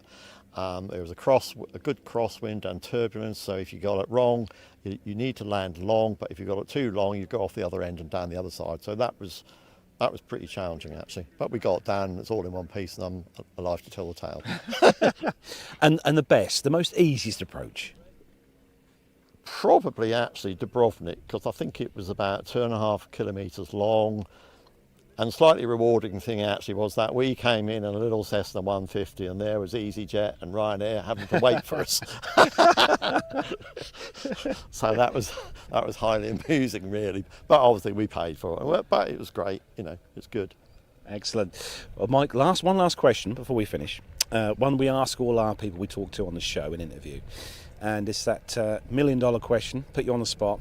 Given the chance to jump in any aircraft you want to know and to fly, commercial, GA, military, retired, still flying, it's here now at Seething, you can go and jump in now and take out for a spin. What's it going to be? It'd be a radial, something like a Yak. A Yak. Another one we haven't had before on the show. That's a good choice, Mike. Yeah, I'll go for a Yak. Go for a Yak. But I can't afford it. I wouldn't want to afford the oil. It burns as much oil as it does have gas, just about. So. Well, Mike, it's been lovely to talk to you this afternoon. Pleasure, Thanks for taking time out of your afternoon, because I know you literally just landed as we come over, so you probably want to go and enjoy some food, because there's some great food here and drink. I've got to fuel the aircraft and put my little chickens away and things like that, and then I'll go and have a wander around and do things. Well, Mike, have a great rest of the day anyway at Seething, and thanks for talking to us. Thank you. Yep. Cheers then. Oh, you had such a good day, didn't you? Oh, wasn't that marvellous? Yeah, really enjoyed that. Really enjoyed chatting with Mike. Fascinating character, and he, as he says, he always wants to fly somewhere. He just doesn't want to fly around in circles and then come back to his home airfield. But there's some quite long distances involved with some of the stuff he's doing as well. And really, really nice. As I said at the start, the nice thing about GA is that there's always some stories, especially people that go on adventures like that in places, and having to deal with, I suppose that's the difference between flying in the US and flying in Europe, where everything's different in Europe and every country is different, whereas flying in the US, it's kind of more or less the same in terms of rules and regulations, I would imagine. So Dirk saying, nice interview, thanks for that, motivates me to start flying. There you go. Jenny in Rome is saying that was a great interview. Captain Cruz, stomach always first prevalent, grilled chicken dinner for Mike. There we go. Yes. But absolutely. Jeff, do you do any GA flying? The only time I do GA flying nowadays is when one of the listeners has an airplane and they offer to fly me in it. Like this airplane that's behind me here. Chris owns this Musketeer. It's a Sundowner. Same thing. Oh, Sundowner. It's the Beechcraft Sundowner. I think it's the same airplane you said? It's the same family. Yep. Same family. Here's 160 Okay. horse. This is 180. This has 180 horsepower. Anyway, I haven't flown GA for a very, very long time. Basically, as soon as I started my Air Force time and got trained in the military, I haven't really. Oh. I don't know. Cessna 150, 152, so I could take my mom and dad up individually to kind of just show them the product of their union and the wonderful things he does flying airplanes. many years ago. Is that like a conscious decision though? I mean, was it because obviously you're flying for a living, so perhaps is that the reason why, or is it just because it's an expensive hobby? So it is an expensive hobby, but it can be, there's a whole spectrum. You can get away with not spending a heck of a lot of money on GA, and then you can spend, just heaps and heaps of money on it. For me, I envisioned that I was going to be an airline pilot, and then on, in between trips, I was going to be, have my own airplane and be flying general aviation. And then, of course, the reality of it is that I had a family and young children, and I've been gone for 3 or 4 days at a time, and now it's time for me to come and, help with some of the heavy lifting and the transportation and all the things that go along with, family life. And then before I knew it, it was time for me to go out the door again and fly another trip. So honestly, I just didn't have time. Time was the major thing. Maybe when you retire then. What's that? Never mind. Sorry. Okay. I said a very rude word. Sorry. The word. Did you? Okay. Retire. Sorry. Oh, retire. Yeah. Well, I'm going to retire in about a year and a half. Are you? Goodness heck. Yeah. I'm glad I was sat down for that. Yeah. Might you be tempted then with a bit of spare time and? I might be tempted. However, as many people know, I have a small RV on order, and I plan on making that my full-time life, and just kind of exploring. There's so many just amazing national parks, state parks, and all kinds of things to see here in the U.S. And a lot of stuff that I've been looking at, from 30,000 feet, and I want to go down and ground level and actually experience it myself. Yeah. And then I'll be mooch docking. I don't know if you know the term. Like boondocking is when you are in a caravan or a RV. They call them caravans over there. Yeah. You kind of live off the grid and that kind of thing. Mooch docking is very similar, except that it's mooching off somebody like Chris Ott's home and in his driveway or in front of his house, having him run out the garden hose so I can connect that to my water system, and then maybe run a electrical power line to his house, and use his electricity and just kind of live there until they basically call the police and make me leave. So that's my plan. Absolutely. Richard Adams is saying plenty of room for a paramotor in the back of the RV. So. Well, yeah, that's true. There's one that's really kind of interesting, is the Icon A5. It's a amphibious aircraft that has wings that kind of fold backwards, and it has a very low profile as far as the width of the thing. I'm not sure exactly how long it is, but you can buy a trailer to trailer this thing around, and so I could hitch that to the back of my RV, and then I'd have the best of both worlds. But I don't know, they're not cheap. I think no. Oh, Kit Fox wings will fold as well. Okay, and that's a lot cheaper. Yeah, isn't it? Yeah. So, maybe. Yeah. Yeah. Who knows? We'll have to stay tuned. Find out what happens. Yeah, absolutely. If I live that long. Oh. Excellent. And on that bomb, drinking these sugar-filled drinks that I'm drinking. I don't know. I may not make it. No, they don't have any calories in, Jeff. You'll be fine. Well, and I did notice the other day that I have a spot on my arm that I think is skin cancer. So I may not be around for a long time. Wow, who knows? Okay. Go and get that checked out. That's I'm going to as soon as I am finished with this road trip. Oh, always wear sunscreen. Yeah, indeed. Yeah, that's good advice. Yeah, Nev. Yes. So, I almost forgot my word. What are we doing? Wake up. Next up, it is the military segment. So let's go. What's up, Bogies 135, 50, Angel 16, heading 340. Okay. 100 Bogies.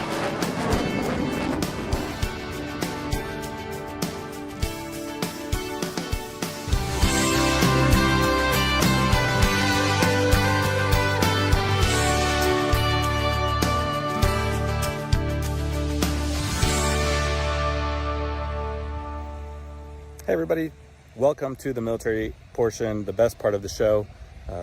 Here to give you a little bit of an air show update. First of all, I can't wait to see the pictures from Jonathan Warner and all of the rest of our fans that are down there. There are some amazing airplanes that went out there. And I remember that was, for me, going out to Riyadh with the Osprey was one of the highlights of my flying career. And I've got a friend that works for ForeFlight right now. He's sending some pictures. It's just amazing. What amazing camaraderie between all those countries. And truly, as soon as the gates close and the public leaves, it is just a great opportunity for all the air forces to get together and really just kind of throw back some beers and get to know each other. One of the highlights from Riyadh this year that really kind of took center stage was the UK's efforts with the FCAS, the next generation fighter, sixth generation. The governments of Sweden, Italy, and the UK are really solidifying their partnership. this made some news. We talked a little bit about last week, but now they're talking about having their first flight in just the next couple years, which is an amazing feat considering the airplane was just on the drawing board not too long ago. Of course, these three governments are placing some significant emphasis on this effort, especially with the current situation over there, the security situation in Europe. I think that's driven a little bit of a fire underneath their, the acquisitions process. But of course, the FCAS is not just the Tempest and the future next generation fighter, but also includes, a series of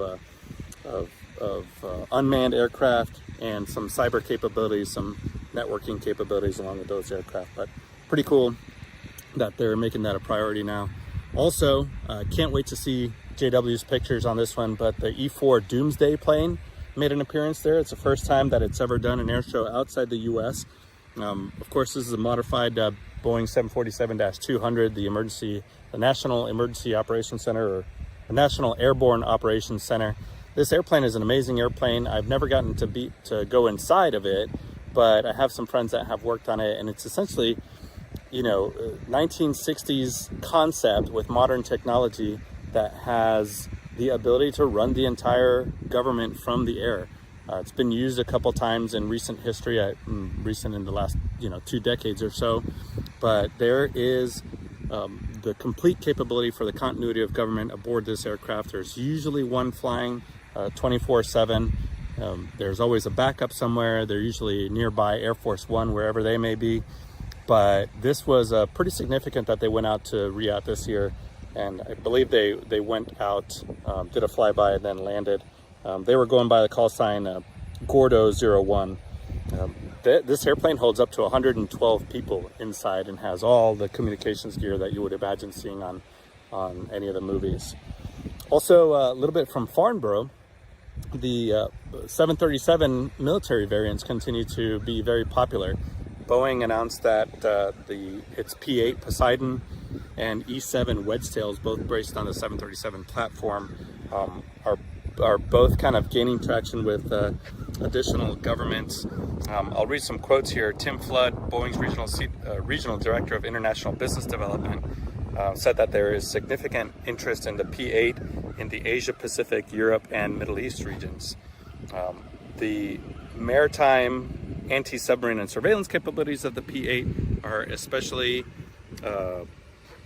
interesting for some of these nations out in the Pacific, and they're in a good spot for production, considering that the U.S. Navy's run of these airplanes is actually coming to the end. They are, the number that they ordered has already been delivered, but the Air Force has now just ordered more E-7 Wedgetails to replace the AWACS fleet that is aging.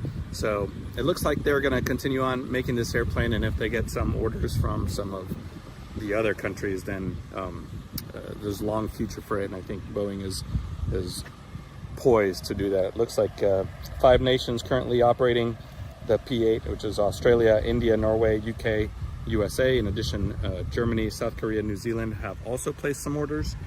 And then the E-7 is operated by Australia, Turkey, and South Korea, with the UK also having ordered a few examples. So, good news for Boeing, and all around just some snippets from the airshow world in the last couple of weeks. So, I mean, it's, Farnborough, obviously, commercial bits and pieces, but obviously, military as well, announcements are being made there. That's going to please Jonathan Warner no end. Oh, absolutely. I dare say he's I think he sent me a screenshot of the, how many photos that he's got. I'll just try and see, because he took a terrifying, and I mean terrifying amount of photos while he was there. What was it? It was 51.2 gigs worth of photos, 14,026 files. Oh boy. Wow. That's a lot of photos to sift. Imagine if you were still using a 35mm. I was going to say the same thing. With a motor drive. Yeah, that would be an expensive thing, wouldn't it? Yeah. That or your house. I was going to say, True Print, that's going to be an expensive trip, isn't it? That's the one, yeah. Wow. Or Snappy Snap or whatever it was called. popping down to Boots with that many films. Can you imagine? Yeah. Can you imagine how many film? Oh, somebody go away and do the maths. How many film? What was it? I think were they 36? 36 usually. Yeah, 24 or 36, 24 I think, or 36. for the standard. Yeah. So if it was 14,026 pictures, somebody go away and work out how many. Somebody go and divide that by 36. I can give you an answer. It's a lot. Is it right? Okay, yeah. And then tell me how much it cost to develop all of those. Anyway, that'll be somebody's homework. I dare say when John hears this back, he'll work it all out, and we'll have it in next week. Oh, we'll have an answer. we'll have all the answers. Anyway, he is. Yeah. The worst thing is he do it in his head. That's the depressing part. Anyway, so we have another story from Armando, and this time we're talking about a Ukrainian pilot. He says, there we go. This next military story, Ukrainian pilot training has passed the House legislation in the National Defense Authorization Act. Now legislators are kind of working to overcome some of the roadblocks. But members of Congress took some big steps this week in granting the Ukraine's wish to continue defending itself from Russian aggression with American F-16s. When the House passed an amendment to train Ukrainian pilots, but there are still some hurdles to overcome with the fears that this kind of action may escalate the conflict between the West and Russia. Now, Representative Adam Kinzinger, who is himself an Illinois Air National Guard pilot, offered the amendment to the House version of the NDAA, and that was passed on July 14th. This would actually authorize $100 million to train Ukrainian pilots and maintainers on American fixed-wing aircraft for air-to-air and air-to-ground combat missions. The amendment was followed the amendment followed a bill in June by Representatives Kinzinger and Houlihan that more narrowly called for the same amount of funds to train Ukrainian pilots on such platforms as the F-15 and the F-16 and Sidewinder missiles. Ukraine, in kind of response to this, has said that it has more than 30 pilots with the English language skills that are ready to begin training without impacting its current operations there in Ukraine. That same spokesperson said that these pilots would be able to fly the F-16 within just 6 months. Obviously, they're going to be previously qualified military pilots coming from different platforms, but this is a pretty big step, and I think the White House is a little bit tepid on this one to make sure that nothing is,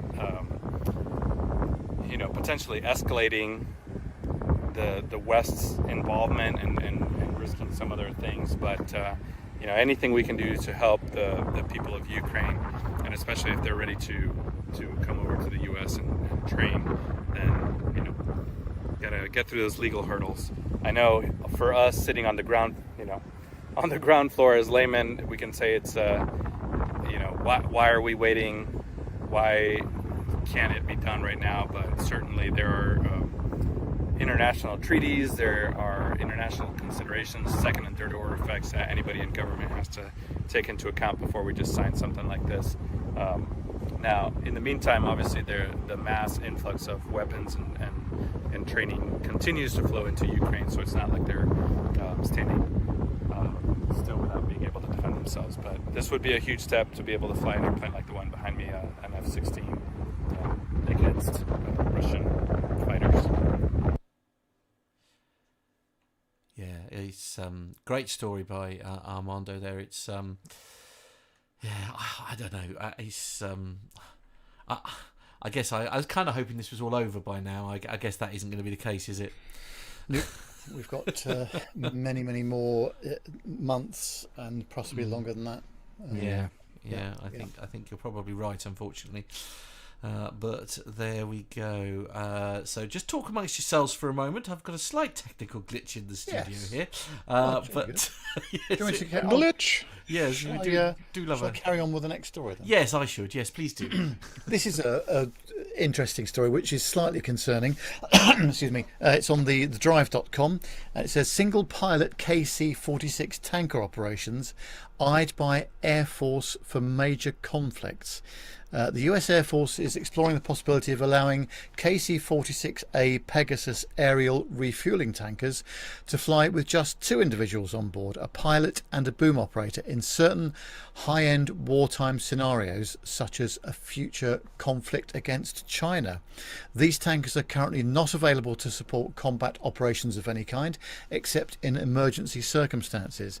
News of the plan has already prompted intense discussion as well as criticism online about potential safety concerns, and a product of the increased workload on such a skeleton crew. A spokesperson for the Air Mobility Command, which oversees the bulk of the service's aerial refueling tanker fleets, has confirmed to the war zone that officials at McConnell Air Force Base in Kansas have submitted a request for a waiver to allow 2 crew KC-46A operations.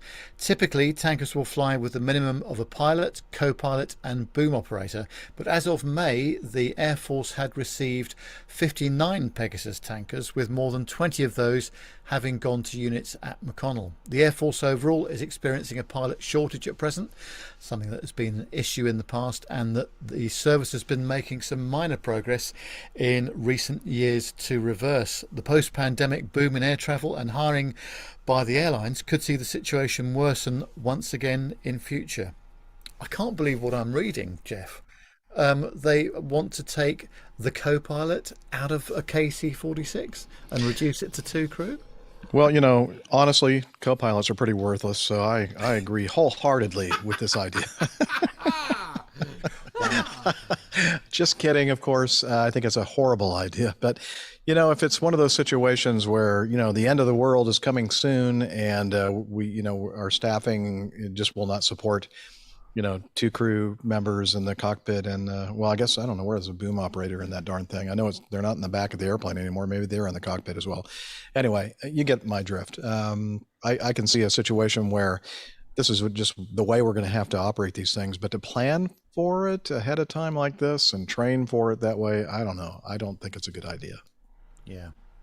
And there was much discussion back in the day, of course, in commercial aviation, with the 727, of course, which you flew, and the TriStar, with getting rid of the flight engineer as well, and making aircraft 2 crew, which is where the 757 and 767 operation came in. Can you remember back to those times and how much resistance there was about removing the flight engineer from the cockpit? Well, I can barely remember what I had for breakfast this morning, Nev. But yes, I do recall those days back in you know, I joined the airline world in the late 80s, and I got the privilege of flying 2 airplanes that had essentially 3 pilot crew members, the way we operated them at Acme. Well, I take that back. There were times when sometimes a flight engineer position was done by a full-time career flight engineer, but most of the time it was another pilot, just kind of another position that you would kind of start off with. But yeah, I do remember the opposition by the pilot groups. But, you know, in that case, technology really went a long way to automate systems that, you know, required the attention of a human. And it got to the point where, you know, in today's world of 2 pilot crews, that a lot of the things that a flight engineer used to do is taken care of, you know, with automation. The problem that I see now, though, is that, and I don't know if the military looks at it as an allowable or tolerable risk, but not in the airline world, where you only have 1 pilot, and that pilot has some kind of a physiological incident, regardless of how old they are, because we all know and heard stories of people that are, you know, in their 20s or 30s that are incapacitated, and you're carrying a bunch of people in the back. That's no good. That's a bad situation. Now this, you know, in the military world, things are a little bit different as far as, you know, what is considered allowable risk. So so that's the difference, I think, between going from 3 to 2 and then going from 2 to 1. How about the boom operator is actually a co-pilot who has been trained as a boom operator, so that if anything did happen, then he could just ditch the boom and go fly it. So Promote that guy right there. I was gonna say you. What a great idea. Yeah. I should be in management. You should be. Wait, I think you are, aren't you? No. Oh, I'm sorry. Well, that's a great idea. I'm hoping that they're watching your show so that they'll get the idea. That's a great idea. That seems like a really obvious answer, doesn't it, to the issue? If they wanted to save money, I don't know. I mean, I appreciate both tasks are very, very specialist, but I wouldn't put it past either of them to be capable of doing it. If you see what I mean. So. Well, the boom operators union, though, that's going to be the problem. I see. Right. Yes, of course. The union. There we go. Always the union. Always the unions. Absolutely. Oh, well, there we go. That is our military then, Nev. I think, yes. Yeah, now, how are we doing with the caption competition, Matt? Yeah, all set. Yeah. We need to rattle through it, but yes, we indeed. are there. So we've had a lot of entries this week. Not all of them we can read out, unfortunately, for reasons of taste and decency. Indeed, but the comedy level was certainly very high this week. Indeed, absolutely. So I'm going to put the picture up. Let's one of our Jeff, see if you could sort of try and describe the picture for those listening to the audio version of the show. All right. Okay, we have a tail-mounted engine jetliner, very much like the jetliner that I fly currently, or I guess I used to fly. That's an older one there. Lower bypass engine mounted on the right side, or the or starboard side of the aircraft. Did I get that right? And there is appears to be an engineer, as you would say, or we would say a mechanic, a maintainer, back there in the inlet of said, looks like a Pratt & Whitney, what is that? I've already forgotten the designation. JT8D? Yeah, JT8D engine. And in front of the first stage fan section and bullet nose, and just kind of curled up there. Looks like he's just chilling and maybe thinking about, maybe daydreaming. I don't know. But so that's the setup. There's a human kind of curled up almost in a fetal position in front of the first stage compressor, the fan, the front end of the engine case. He looks very comfortable, I think it's safe to say. I mean, he does. Hope he doesn't nod off and then they forget he's there, because I dare say the second they fire that engine up, that'll wake you up quite quickly. Yeah, that would. And it's so, because usually when you see a situation like this, there's some kind of a ground support vehicle like underneath the engine or off to the side a little bit, and ladders and that kind of thing, and I don't see any evidence of any of that. So I'm wondering if maybe this guy, maybe he's an engineer that they don't like, possibly, and they just left him up there hoping that nobody will notice. Quite. Anyway, that is our picture, beautifully described by Captain Jeff there. And right, Nev, I'll leave. We'll go Nev and Andy then, if you wouldn't mind. Yes. So James says, "Are you sure all I need is hearing protection to be safe from a potentially live engine?" Definitely. If that thing turns on, it's going to be really loud, and you need to protect your hearing. Quite. Good point. And the next one's from Darry. He says, Captain Ground Tech here. I can report that there is a large FOD in the number 2 engine, and I'm working very hard to solve the problem. Mark says, 99 coming, ready or not? Meaning he's playing hide and seek. Of course, right. Okay. Oh, I see. okay. Right, okay. Nothing to see there. No, okay, sorry. I like the next one. Steve says, Captain Jeff prepares to prank his FO doing their walk around. That would be a good prank. Don't give him ideas. He's only got 18 months to go. Yeah, that'd be a shame. Another one from James. Armando studying for his next type rating because the online training doesn't have enough detailed information. Dirk Simek says, father of 4 takes a nap in a jet engine. Finally, I've found a quiet place to rest. Yeah. To accept those risks. Well, absolutely, yeah. Ian says these super economy deals are getting ridiculous. Bill says, what's that whining noise? Yep. Excellent. Not the flight attendants this time. Well, yeah. Sandra says, phew, such a busy day. Maybe I can get 40 winks before this flight leaves. Certainly, yes. Michael says, the good old JT8. Right. Chris says, it's been so hot on the ramp, at least I've got a fan blowing. I mean, it would definitely do that. Yeah. Kieran says, more legroom and a reclining chair. Well, quite. Yes. As I say, he does look very comfortable. There's no two ways about that. Not sure about the leg room though. Stuart says, ha, very funny. Now bring back the ladder. Yes, yeah. This is Jeff at play again here, isn't it? This is. John says, Chief Engineer at Ryanair once again got caught up on the hamster wheel of airline cutbacks. Controversial. John also says, Captain Al wrote in the aircraft log that the engine was whining on taxiing. Engineer closed entry with write-up, whining on taxiing. I was bloody furious he took the steps away. James again, I've always wanted to try a hamster wheel. This is gonna be awesome. Right.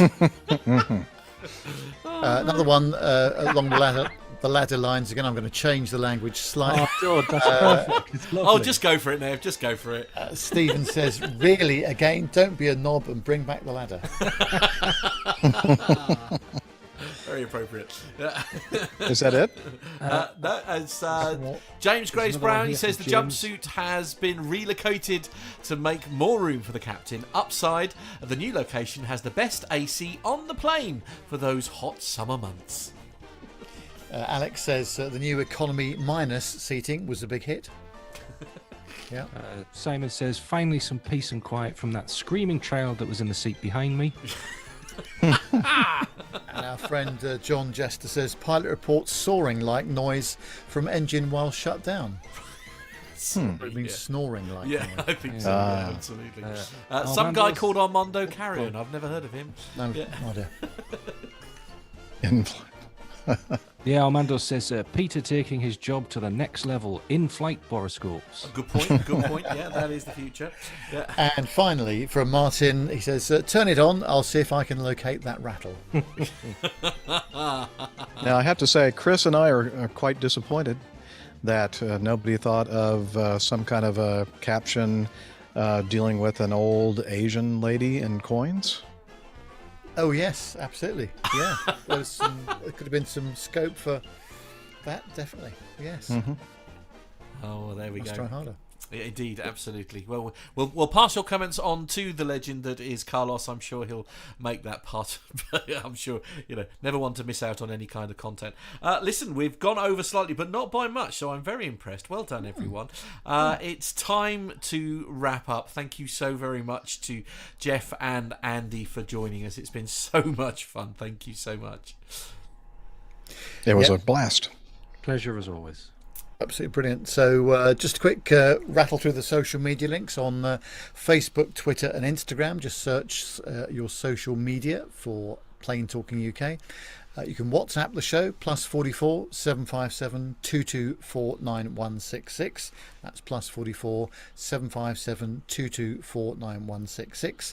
You can email the show, podcast@plaintalkinguk.com, and the website is www.plaintalkinguk.com. You can subscribe to our YouTube channel and you'll get notifications when we go live and help shape the conversation of the show by joining us live in the chat room, as so many people have done this evening. So thank you very much for that. And you can go to youtube.com and search for Plain Talking UK. You can also become a Patreon as well, and that is available to you if you go to the Plain Talking UK website. And just finally reminded that we will not be here next week because none of us are around, unfortunately. So we've decided to have a week off, literally, and we should be back in 2 weeks' time on Friday at 7 o'clock UK time. But look at it on the positive side. It'll give you more time to be able to squeeze in a full APG show. There you go. That's the... Absolutely. That's the silver lining right there. Absolutely. I think you're going to have to do a bumper edition this week then, Jeff. 6 hours? Yeah. Okay. Challenge accepted, he says. Challenge accepted. Say goodbye, Nev. Yes. Cheers, guys. Have a nice week. Take care.